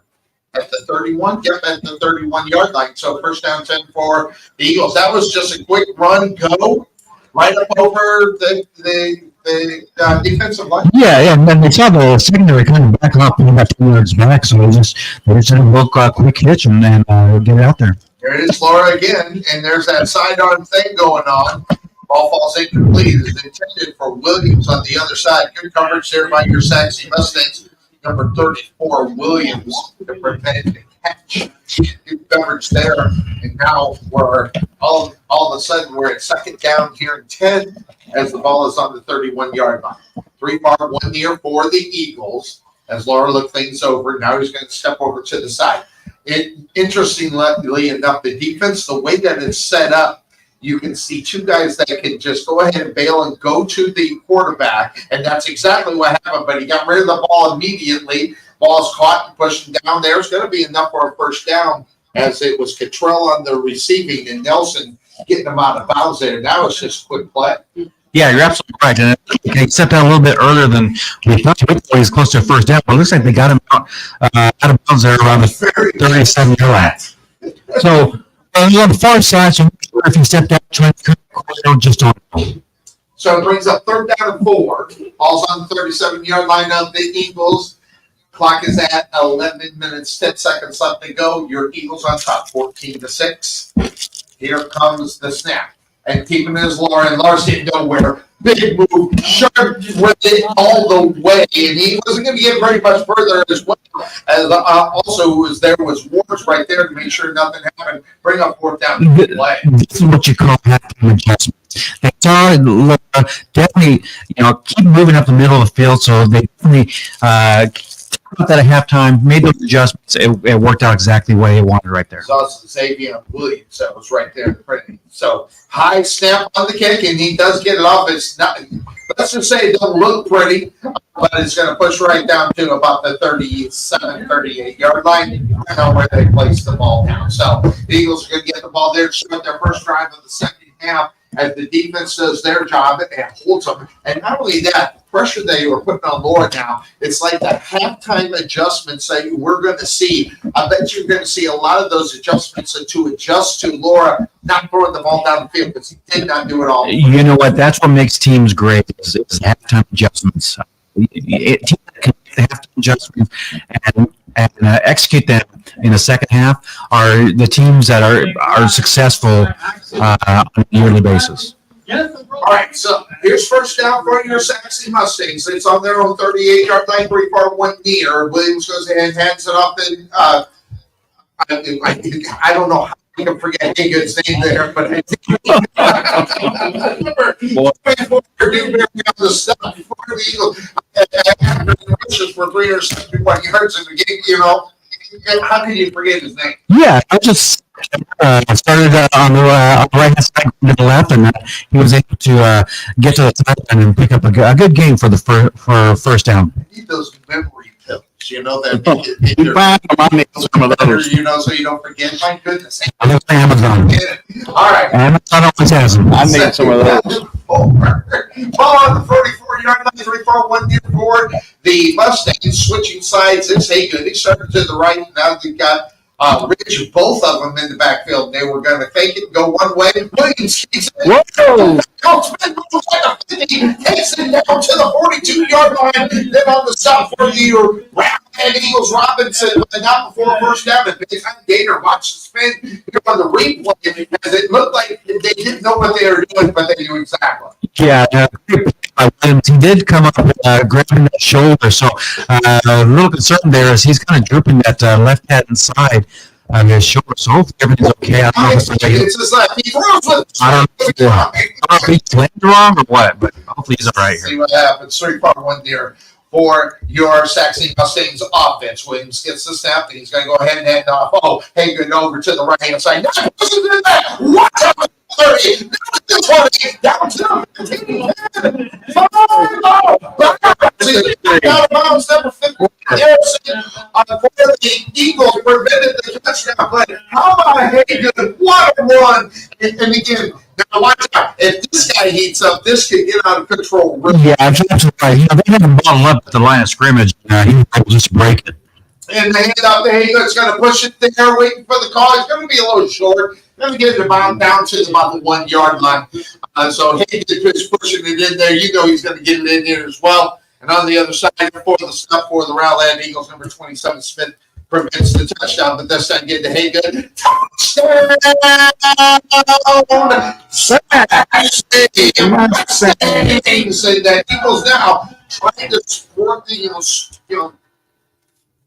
speed up the game. I mean, this whole thing went really quick, and they're also, when they go that fast, sometimes it's like craziness. This looked very well, constructed. Yeah, especially the first half. And they came out this first drive, and they just felt very comfortable throughout that whole drive here. So really, that halftime speeches that coaches gave to them really got them back on track. Yeah, I'm trying to get back. Quick breakdown on the football field after the touchdown. The Eagles go up. The Mustangs go up 21-6. Quick breakdown on the football field. We'll be right back. There is nothing that beats good home-cooked barbecue. Since 1941, Dickey's Barbecue has done all the cooking and you take all the credit. Come see us today at our Rowlett location, 5701 President George Bush Turnpike, Suite 110 in the Target Shopping Center. Whether you want to eat in or take it home, we will fix you up. For lip smacking, rib tickling, knee slapping, foot stomping, great taste in barbecue, come see us at Dickey's Barbecue today. Yeah. Really? Seriously, memory pills supposed to help you. I would love to have some. We're back here on the Couch Potato Sports Show. Oh yeah, put the score back up. 21-6. There you go. Bang in the third quarter. So the Eagles, get down the field really quick after the Mustangs get down the field really quick after the Eagles unsuccessfully. And I still got Eagle problems. I still I've called the game for 8 years. I'm still calling. You haven't done that in a while. I like I said, Well, it's easy to make a mistake when you're playing against them. yeah, Right, that's it. That's true. Right. Like 3 times. I just mess this game up all the time. One time we did you and Butch and I, we did the game by ourselves because you were gone. I think you were somewhere. And the Eagle game you were here for. I'm always somewhere. Messed it up. You're always moving around. I'm surprised you're right. I'm like a travel buddy. You're like it gets so little. Well, last week I went and saw a buddy up in Spokane, Washington. That's his high school football team. They were number 3 in the state up there in 2A. So I went to enjoy him. I go every once a year to watch them play. All right, Eagles, first down and 10. Ball's on their own 25-yard line. Keeping it is Laura going around the corner. He's popped there by number 3 for your Sachse Mustangs. There, Koye. Pick up of about 4 as he just went right around that right-hand side. Well, remember, Laura's only a sophomore, so as he gets older, he's going to start using that strength. And because with that big body of his, and be able to start pushing people forward. All right, so it brings up now second down and 5 for the Rowlett Eagles. Ball on their own 30-yard line. Left to right on your internet radio dial. 3 far here for the Eagles. Laura gets the snap. Looking for that quick pass. And you're intercepted by the ball. Pushes him down to the 15-yard line. Holy smoke. But that was a quickie. You were talking about it, and we weren't on there. But Ben was talking about the shuffling of the feet. And it's exactly what happened with the shuffling of the feet. The indecisiveness of throwing the ball at the time he won. Well, and sorry, I don't want to kind of ruffle the feathers here on what you were just saying, but it was actually a quarterback change, and River Kirchhoff actually came in, and he's the one that threw that ball. Okay, Kirchhoff throwing the ball. Thank you very much. I did not see Wasn't that Sharp that picked it off? No, it was the ball. All right, so the Sachse Mustangs, they got the ball at the 15-yard line of the Eagles. Handed off guess who? Little pushes it down to about the 5-yard line. Guess what? He picks up, he gets that spot. I thought he got right to the 5-yard line. They didn't put it there. They put it at the 7, so it's going to be second down and 2 for the Sachse Mustang. Hanging out the Little, he slips and he falls down, and he is picked up immediate. 95, new dude, right? Is that where we That is. We don't have him on our roster. New dude who picks up the tackle. So that will bring up now third down for the Sachse Mustangs as the ball is on the 7-yard line. They only need a yard for first down as the clock continues to tick in the third quarter. 7 minutes left to go. 2 far, 1 near for the Mustangs. 2 in the backfield. Haygood and Little as well. Reading on the snap is Williams, man in motion. They give it to Little. Little to the near side. Tries to get around the corner. Good pursuit by the Eagles is a new dude up on top of it again, number 95 for the stop. Did not get the first down. That's what he was trying to do. And are they going to bring? They're bringing the kicking team in here. Interestingly enough, I don't know. I think I might go for it. Seeing how well your defense is playing to this point, even here in the third quarter, I think I'd go for it. Well, that just shows confidence in his defense as well. So, you'd like to get him, go for it, get that touchdown, put that first nail in the coffin. But Coach definitely has confidence in that defense. It goes up and he goes, bang! On the Sachse Mustangs. So the kick goes up and it's good. And that will increase the Sachse Mustangs lead here as it is 24-6 in favor of the Sachse Mustangs. Quick breakout on the football field and break here on the Couch Potato Sports Show. We'll be right back. The prospect of retirement can be exciting and scary at the same time. At Nest Egg Wealth Advisors, we have found many people either approaching or currently in retirement failed to truly maximize some of the benefits offered to them, primarily Social Security. What is it? How does it work?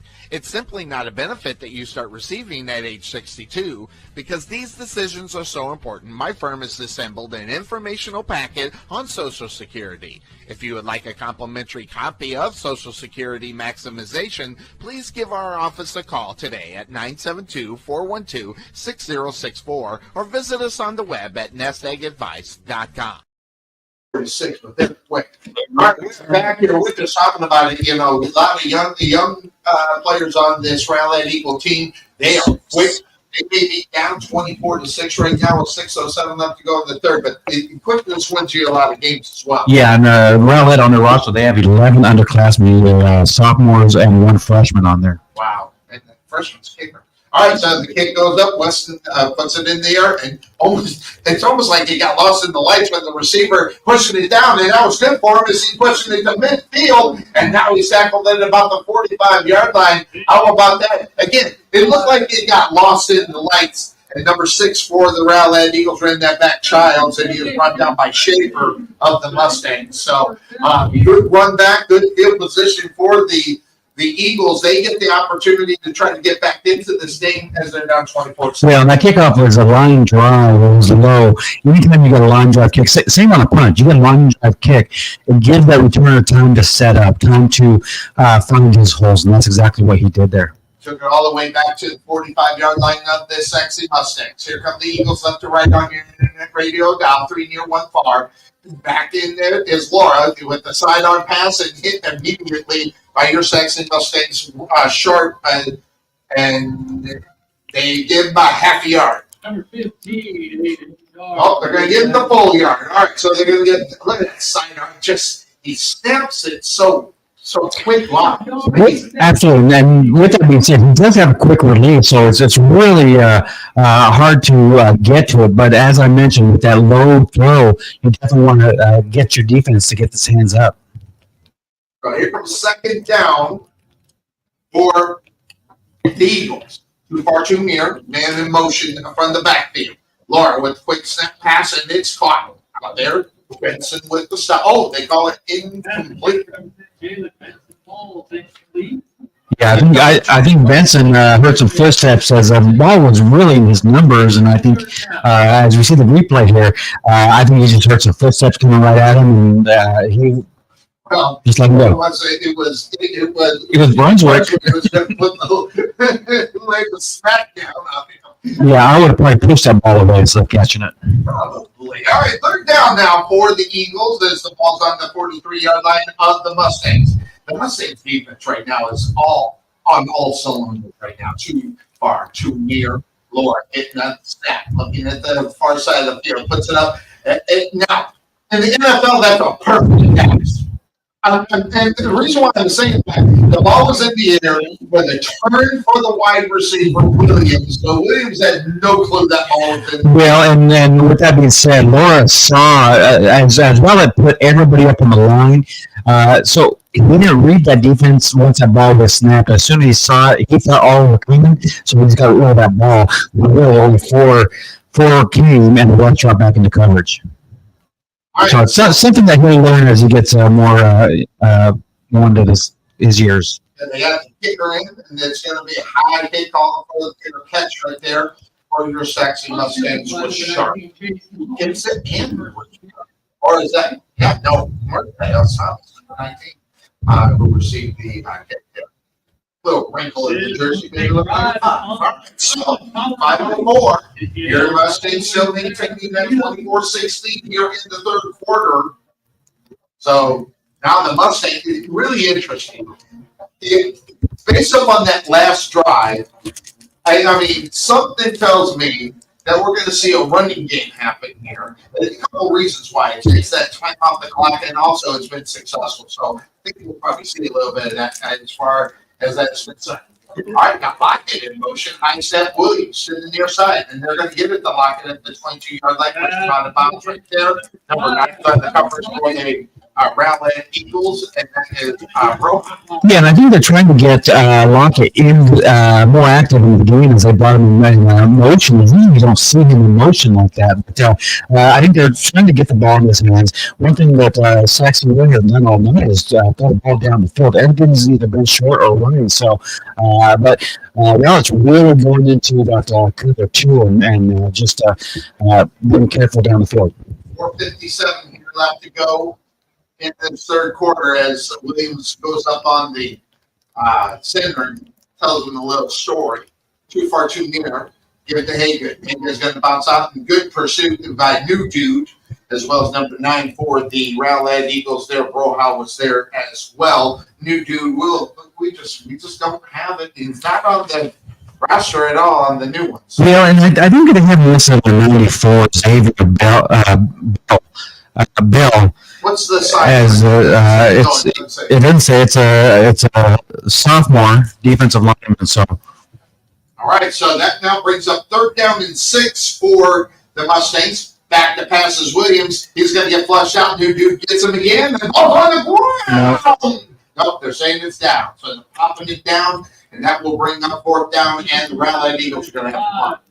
Well, that was probably the first drive where we see outside the first drive, the backing up the first, well, maybe the first half of the first drive. Right. It's been, as far as nothing happening for him. Yeah, Williams coming off the field. He's really favoring that shoulder. We're talking on the left-hand side. So nobody's really looking, but you can see that he is in pain there on the sideline.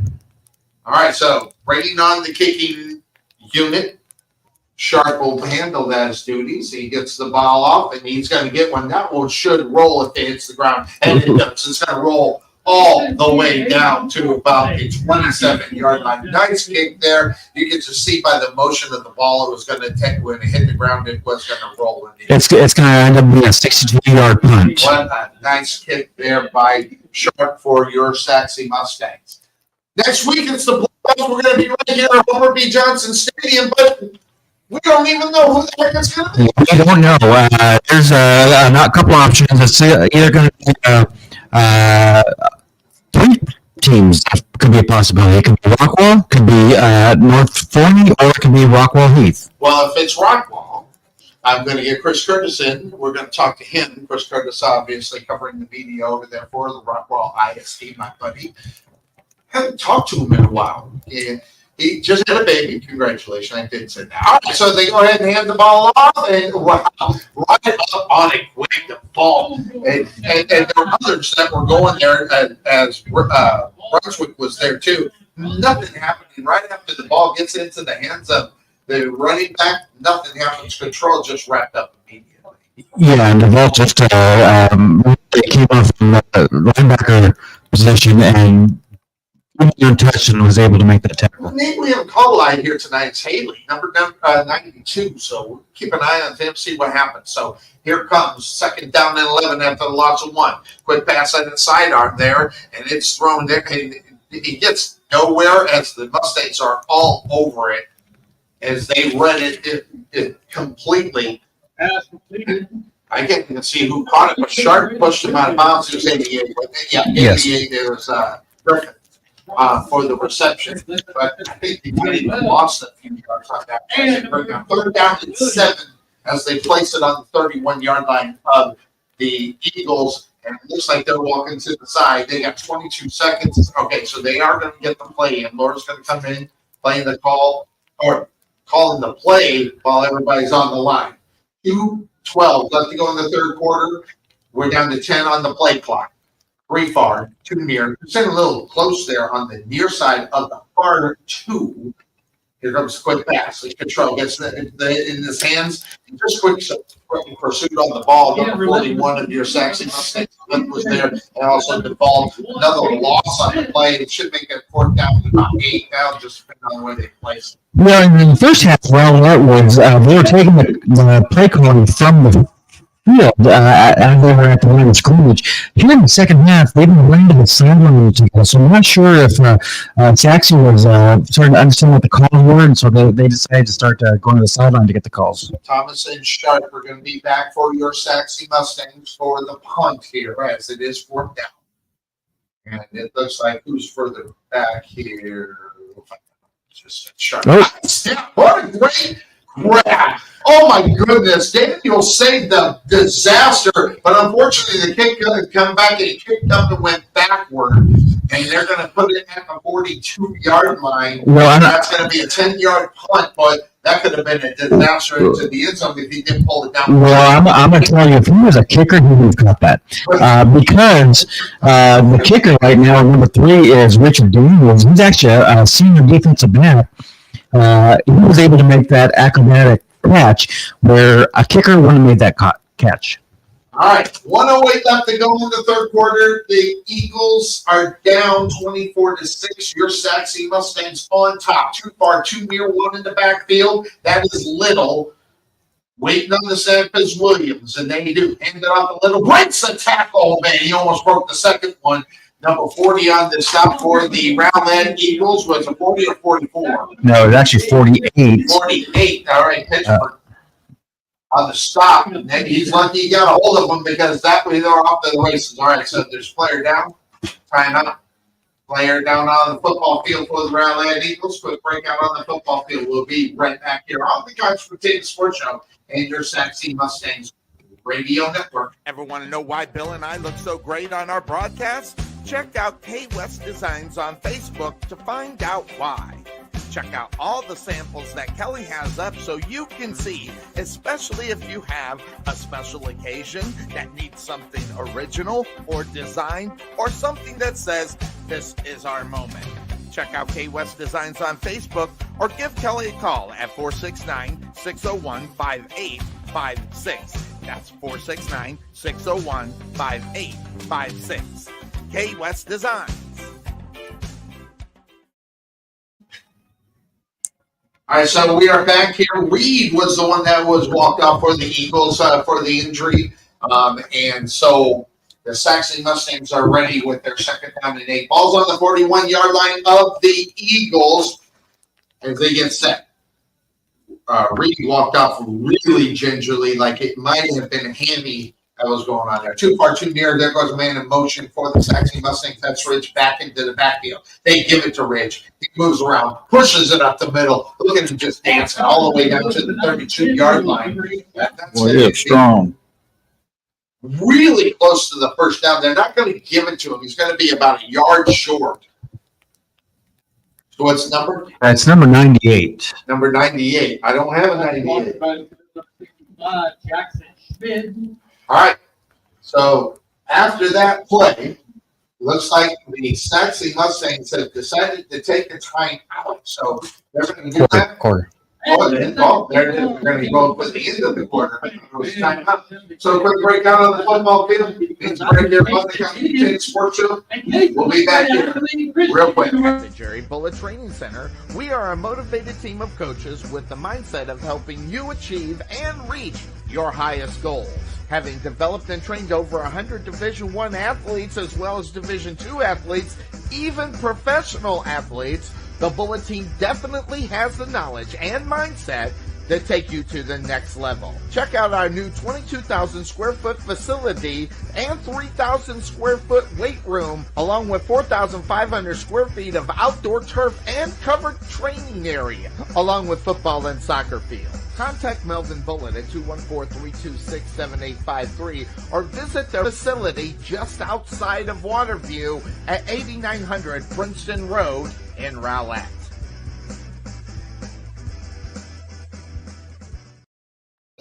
We are back here on the Couch Potato Sports Show as we go first down and 10, ball on the 33-yard line. Williams with the snap, run to the near side, looking downfield, and he's just going to run out of bounds. Going to go to about the 32-yard line, maybe gain of 1. And on the stop on the other side, number 48 for Eagles.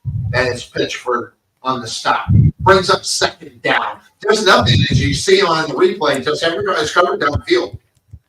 Yeah, that was just a coverage. I won't say sack because he did get 1 yard, but that was just a coverage play there. Didn't let anybody open.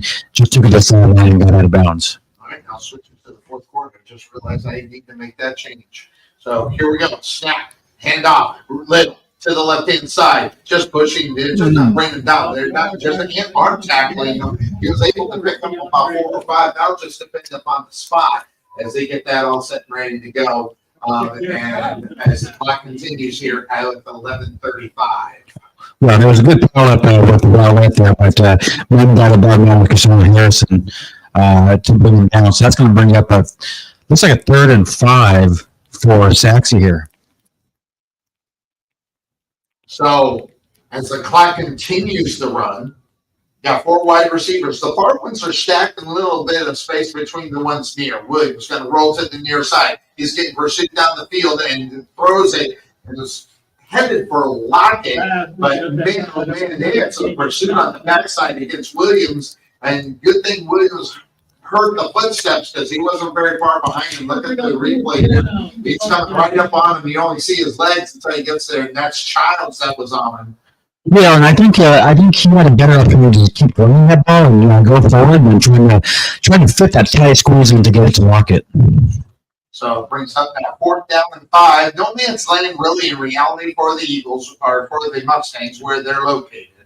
So 4th down and 5 on the 28-yard line. So let's see what they draw up here.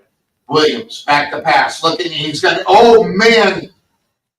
And it was the ball's on the ground, and that was in. This goes back to that injury. Williams loses the ball, new dude, with the sack. And Williams is hurt. Well, I'm telling you right now, he is feeling that because he got whipped down on that. He's dazed. He got whipped down, and as he was going down, defender was coming across and hit him in the helmet with a knee. And that's what caused the fumble, but I assure you that he will look at him as he comes onto the field here. So turnover for the Mustangs gives good field position to the Rowlett Eagles, and they're going to check on him on the sideline, make sure that he is okay. But the Eagles get the ball 1st down and 10 on their own 28-yard line. Let's see what they can do with the turnover. But boy, this defense has been crazy. Here's a quick snap. Laura with a pass. Oh, had a guy open, and I don't know if they did notice it. It was Benson on the far side there.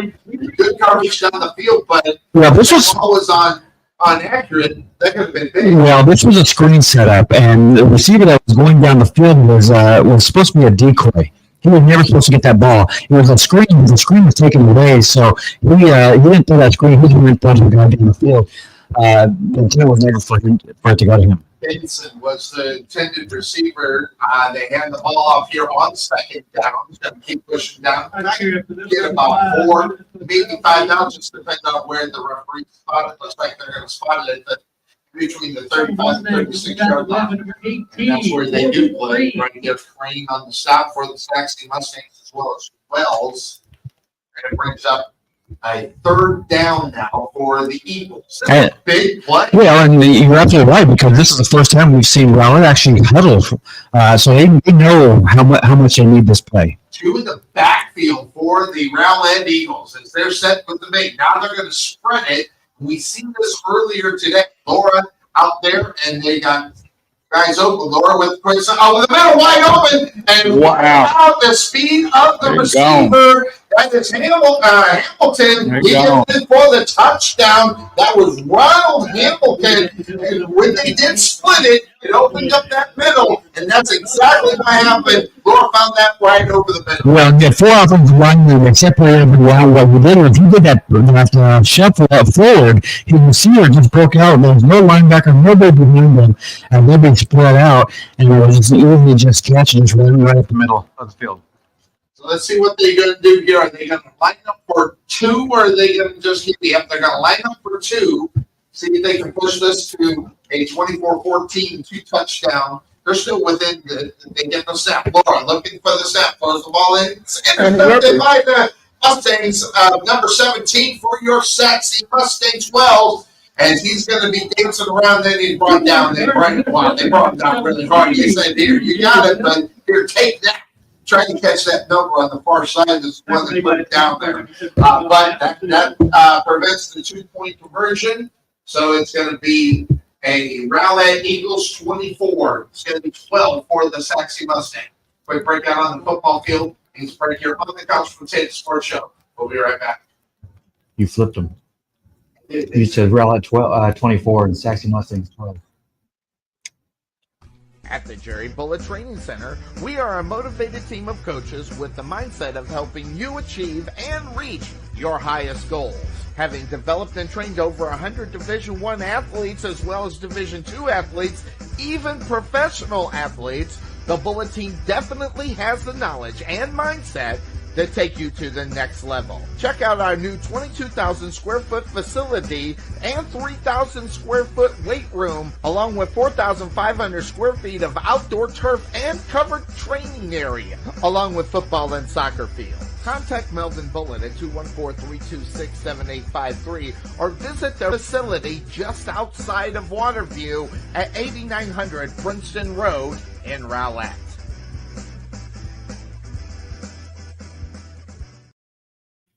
All right, welcome back into the booth here at Homer B. Johnson Stadium, along with the Eagle Eye Bell Sermon. They've got Big Red up at the top there handling the board. We appreciate that good work that we always get from Big Red. Saves me and you probably wouldn't see. You're gonna slow down tonight. Yeah, we do need a memory sponsor because I did flip them. It's the Mustangs up 24. And the Eagles with 12. Something that happened to laugh about, I guess. No wonder we have. And we'll definitely all take the field if somebody wants to sponsor them. Kick high. It's going to be fielded at the 20-yard line, pushing up to the 30. And going to be rough. Wow. Smoke. That was a face mask. And, wow, no flag. I don't understand how nobody could see that. I bet he was playing dead. Yes. That was little, by the way, on the return. We got wrapped around. Let's see if they replay. Here we go.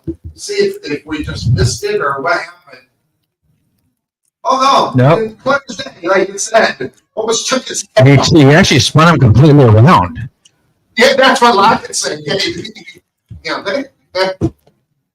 right. So let's see how the Mustangs answer that touchdown.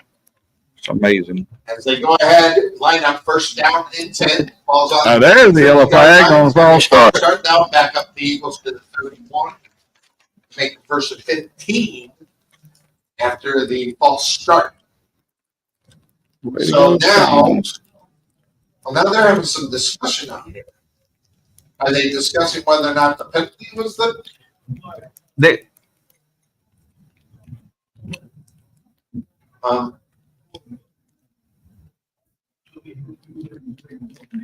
Okay, well, once again, it was what we saw in the first quarter was they call it this is something signals. Yeah. What they're doing is defense is barking like go or hut, trying to get Sachse off sides or into a false start, and the second time they can't do that. So first down and 5, ball on the 41. Thanks for the clarification. You're staying like Andre the Giant. Anyway, hand off the ball and pushing around there. It doesn't get anywhere. Good pursuit on the ball from the Rowlett Eagles. The number 49. Nope. 18 break. Doesn't stop. Get 18. Oh, there's a player down. Isn't it like false signal calling?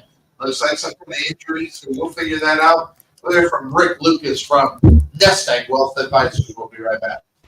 The prospect of retirement can be exciting and scary at the same time. At Nest Egg Wealth Advisors, we have found many people either approaching or currently in retirement fail to truly maximize some of the benefits offered to them, primarily Social Security. What is it? How does it work?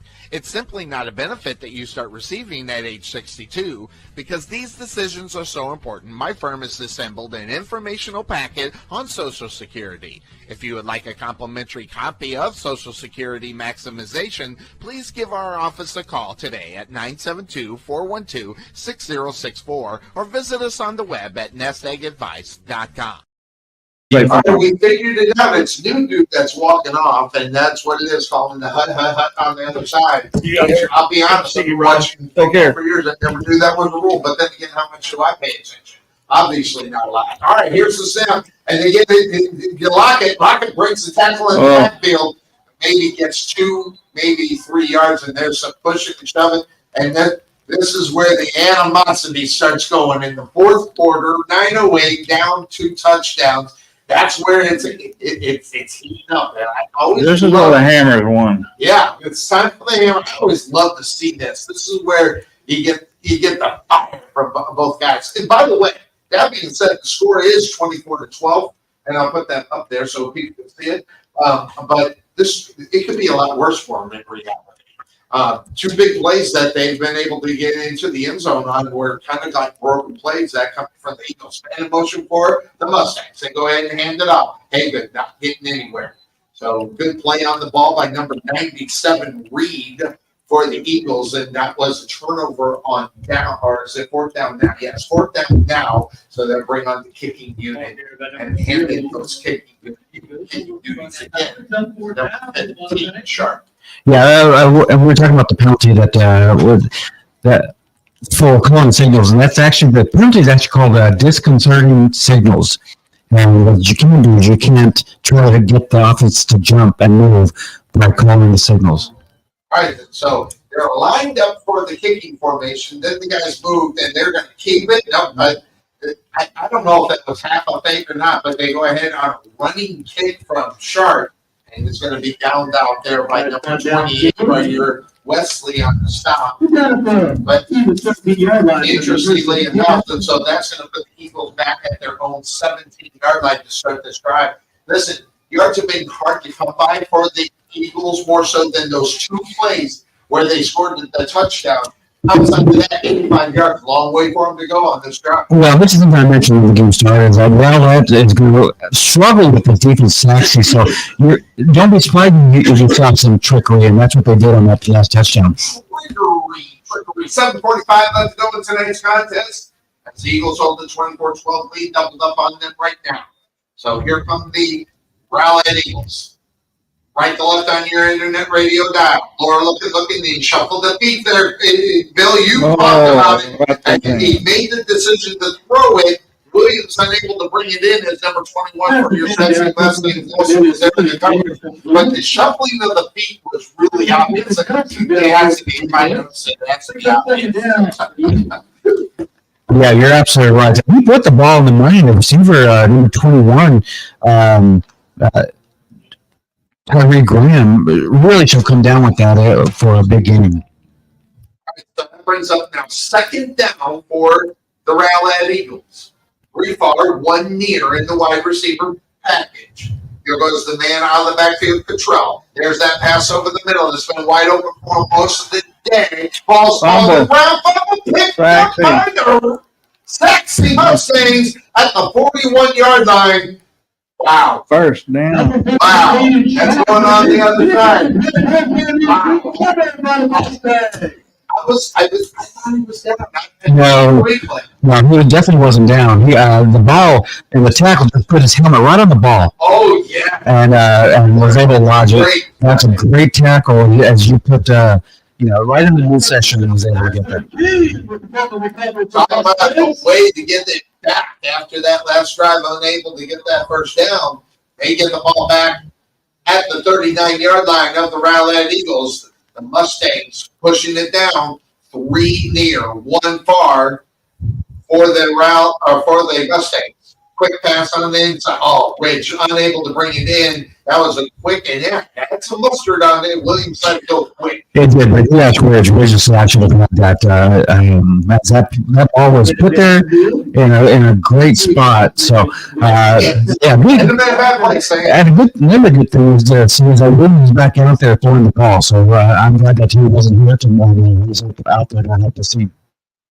7:24 left to go in tonight's contest as they're doubled up again. 24-12 in favor of the Mustangs. You got 3 near, 1 far in the wide receiver and Little in the backfield with Williams. They hand it off to Little to the left-hand side, following the blocker, but getting around. Good play getting around the block right. Number 9, what was that? Griffin, number 18 on the far side. Good play there.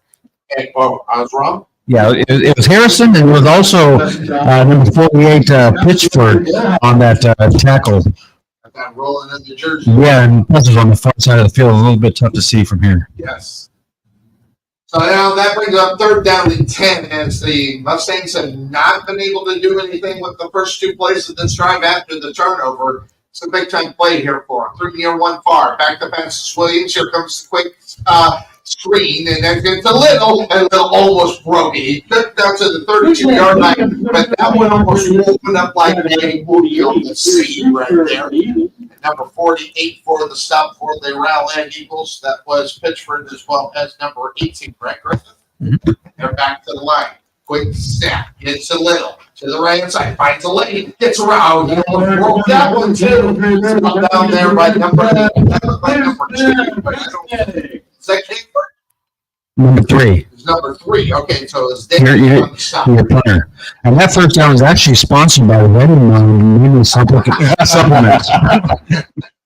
Brought to you by CPSS Radio. First down 10 for the Sachse Mustangs.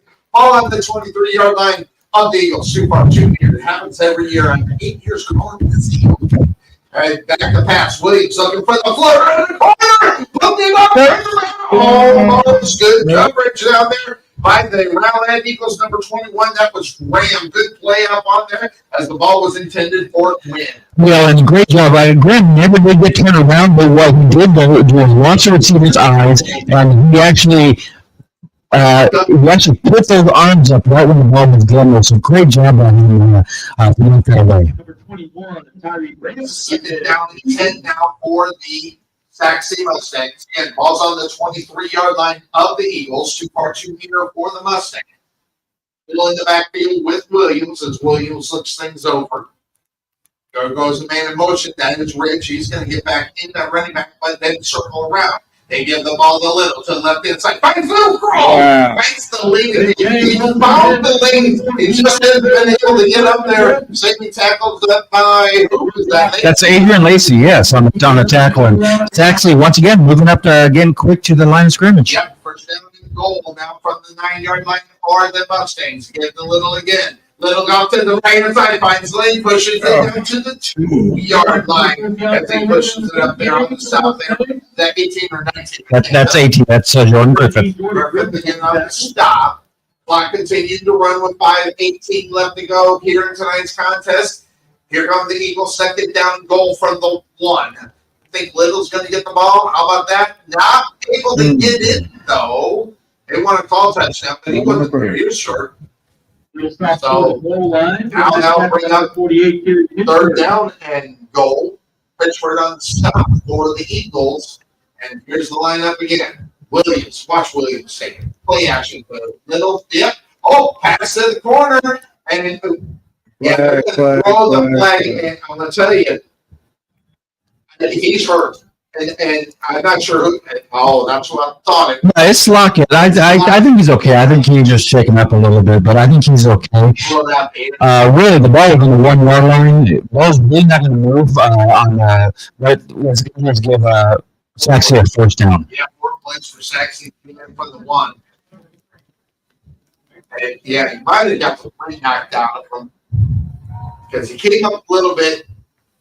But he's still out on the football field. Well, Lockett's he's a tough kid, so he never wants to be near the play. Oh, yeah. That's just wind blows. So. All right, so let's see what they do. Williams gets the snap. They give it in, push it in. That's the ball. The ball was the touchdown.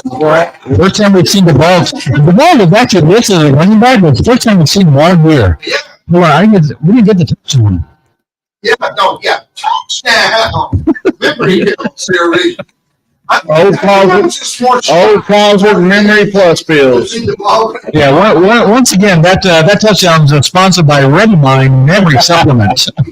Brought to you by CPSS Radio.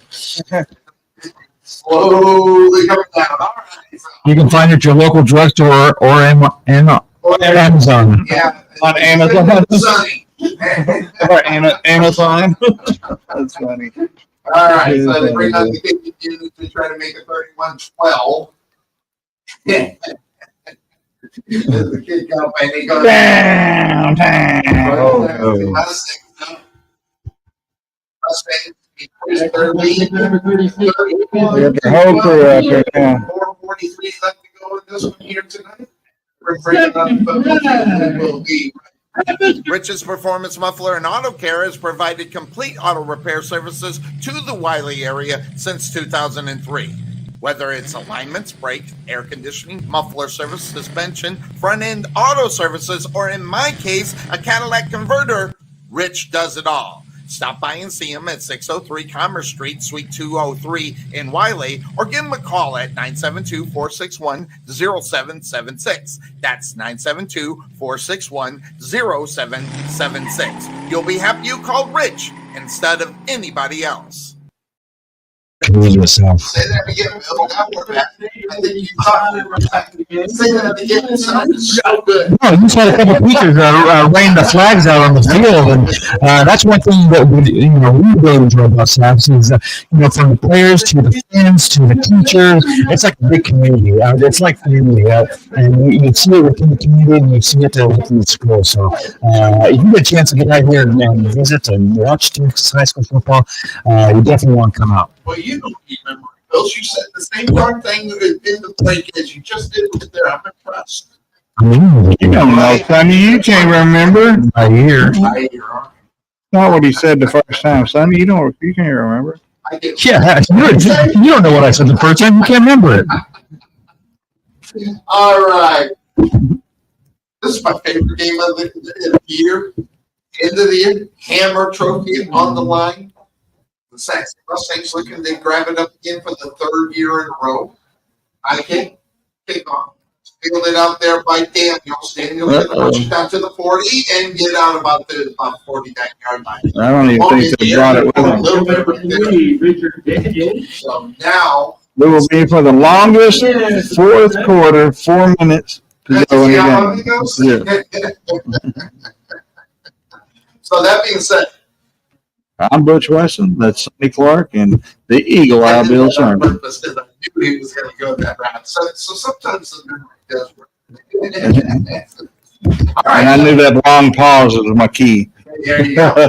You know when to jump in. You do perfect.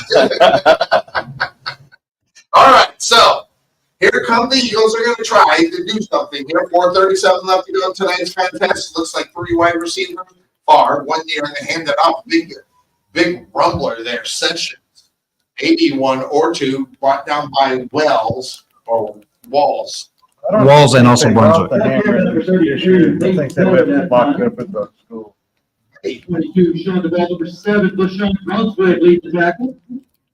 So now that brings up now second down and 9 for the Eagles. 3-1 bar as the clock continues here to run. So second down, big time opportunity here. There goes the man in motion off the snap. Lord kept it, and he was trying to go over the middle. Now he's going to end up keeping it, and he just gives himself up in the midfield before he was popped really hard. Number 15, Sharp, was about ready to take it. Well, he almost did that jump pass at the middle, but he really saw a lot of people in his way, so really can get that ball over the line of scrimmage, so he just tucked it and ran with it. So clock continuing to run, 3:37 left to go, and they're in no rush. I don't know what that means, but I know you're down 31. I guess they're just trying to get out of here without too many injuries. So we'll find out who makes the playoffs and what. Quick pass over the middle. It's big pop. Big pop. Benson caught the ball, and I'll tell you right now, Brunswick just had a pop on it, and with a couple of his extra friends here, there it boom. Also, for your Sachse Mustangs, number 6 King deciding to get in on the action. Brings up now first down, balls on the 42-yard line of the Mustangs. The Eagles driving here too far, too near. Clock continuing to run with 2:56 left to go. And in motion for the Eagles. Back to pass Slory. He just throws it up in the air, big deep. And you couldn't find a way to get around it. Number 33 for your Sachse Mustangs. Honeycutt couldn't bring it in. He was trying to find it. Yeah, he kind of got twisted around. That's why he's a defensive back. But Dollar Bill's not here to defend himself. So Dollar Bill will be back next week. Why we forgot that? I forgot to mention you weren't here tonight. Oh my goodness. Memory pills. It's been a long week. Yes, it has been. 2:48 left to go in tonight's contest. The clock has stopped, but they handed off the big 44 on the side, rumbling and pushing out there. That is Goldsby. He had to take every little thing he had to get it out of bounds, and I think he had to give it a little shot to get him out of bounds, and he's going to get the play. Well, I think it's going to be an after the play penalty. I'm not sure which team it's going to be on, but I have a feeling it's going to be on Sachse for unsportsmanlike conduct. So let's see what they're doing. I didn't really see anything on the replay. And like I said, I think it was after the play. I don't know if it was maybe words that were said, but I'm not sure if it's going to be on both or if it's going to be on just one side. Offsetting maybe. Let's see what the Whitehead's going to call here as he walks up there.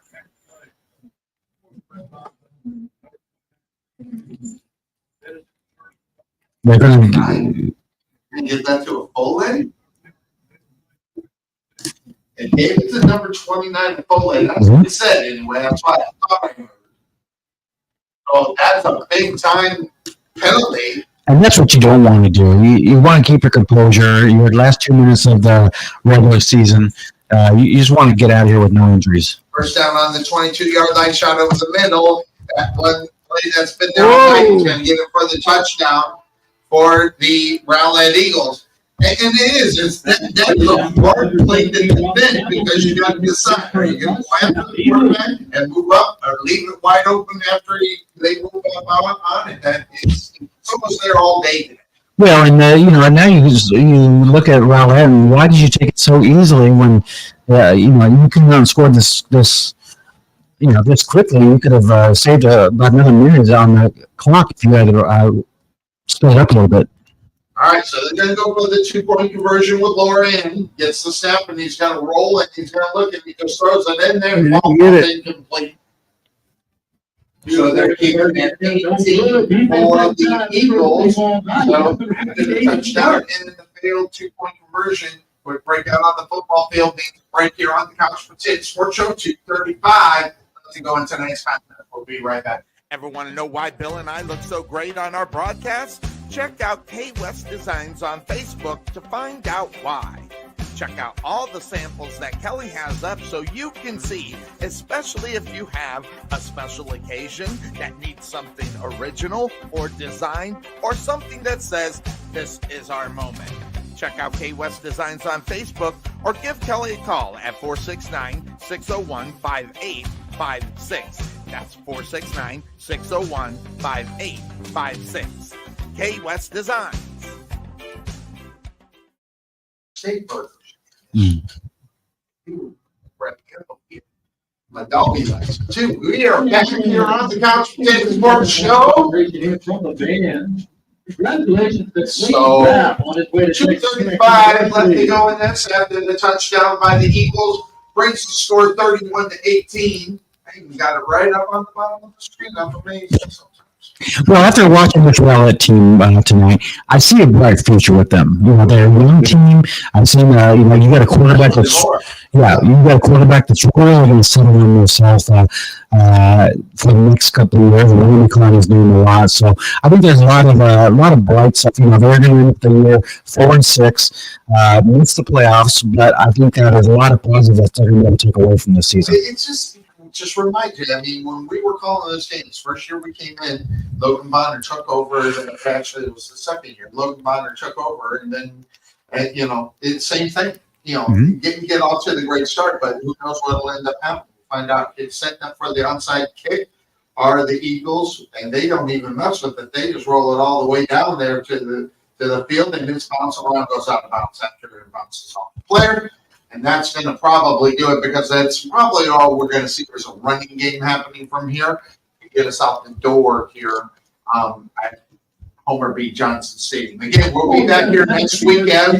The Sachse Mustangs will be in the playoffs. We don't know quite yet who it will be. We'll get it out there as soon as we know who it is. Well, and then also what day? I mean, this, well, yeah.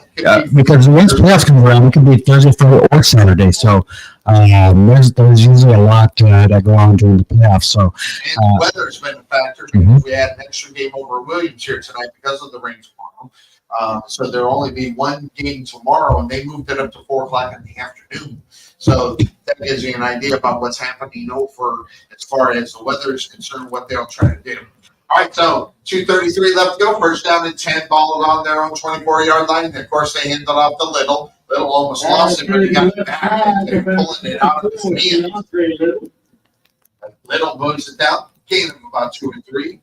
That big dude right there, right off, was the one that tackled the one that. Yep. Right, so it was Leo. Number 70. Aiden Hughes. Happy birthday. Oh, okay. Wait a second. That's not what the guy was. It was Leo, wasn't it? yes, Landon Little. I got to stop listening to him. All right, so here comes second down. After a gain of about 4 there on first down on the run. Clock continuing to run, 1:55 left to go in tonight's contest. No 2-minute warning here, so we keep going. Williams waiting on the snap, Mitt moving around, give it to Little again to the left, breaking the move. Oh, my pushing goodness. it down. First down. Run down on the inside by number 48. That was Pittsburgh as well as number 20. Lacey on the stop, and that before they moved it. Big gainer there. Look, they just followed the blockers, found the hole, and then put on the gap. On this night of celebration, another Yeah, this is where they'll play again victory formation and just run up the blocker. Acceptance is in this one. So University College of We're at 118. That's probably going to be here on the couch. Unfortunately, already in victory formation. They'll take the snap down to 7, and there's the snap, and then they'll take one more after that, and then they'll be done with it. But they do the full 40. Yeah, rather than do the full 40, and then take the snap. So again, next week, right here at Homer B. Johnson Stadium, Thursday, Friday, Saturday. We don't know. We'll find out. We don't even know who is going to be the team that will be playing. So we'll figure that portion out as well. Keep you up to date with all that throughout the week. And hopefully we get a Thursday or Friday game. Saturday's tough day, but we'll do it. So here comes second down. They're letting the play clock go all the way down. And there is the snap. There is the knee, and that will do it. Big game here tonight as the Hammer goes home with the Sachse Mustangs, the Hammer Trophy that they play between Sachse Mustangs and the Rowlett Eagles. Good to see my wife checking in. Yes, thank you, sir. Paul, thanks for giving us a listen. Yeah, thank you, sir. We're going to get our new sponsor with the memory pills and everything for Sunday outside of that. So that's going to do it for us here on tonight on the Couch Potato Sports Show. Make sure you join us next week. I can't wait. It's playoff time. And what is it all about? It's high school football. Playoff time. Are you kidding me? We're ready to rock and roll. Everybody have a great day. Take care. Bye-bye.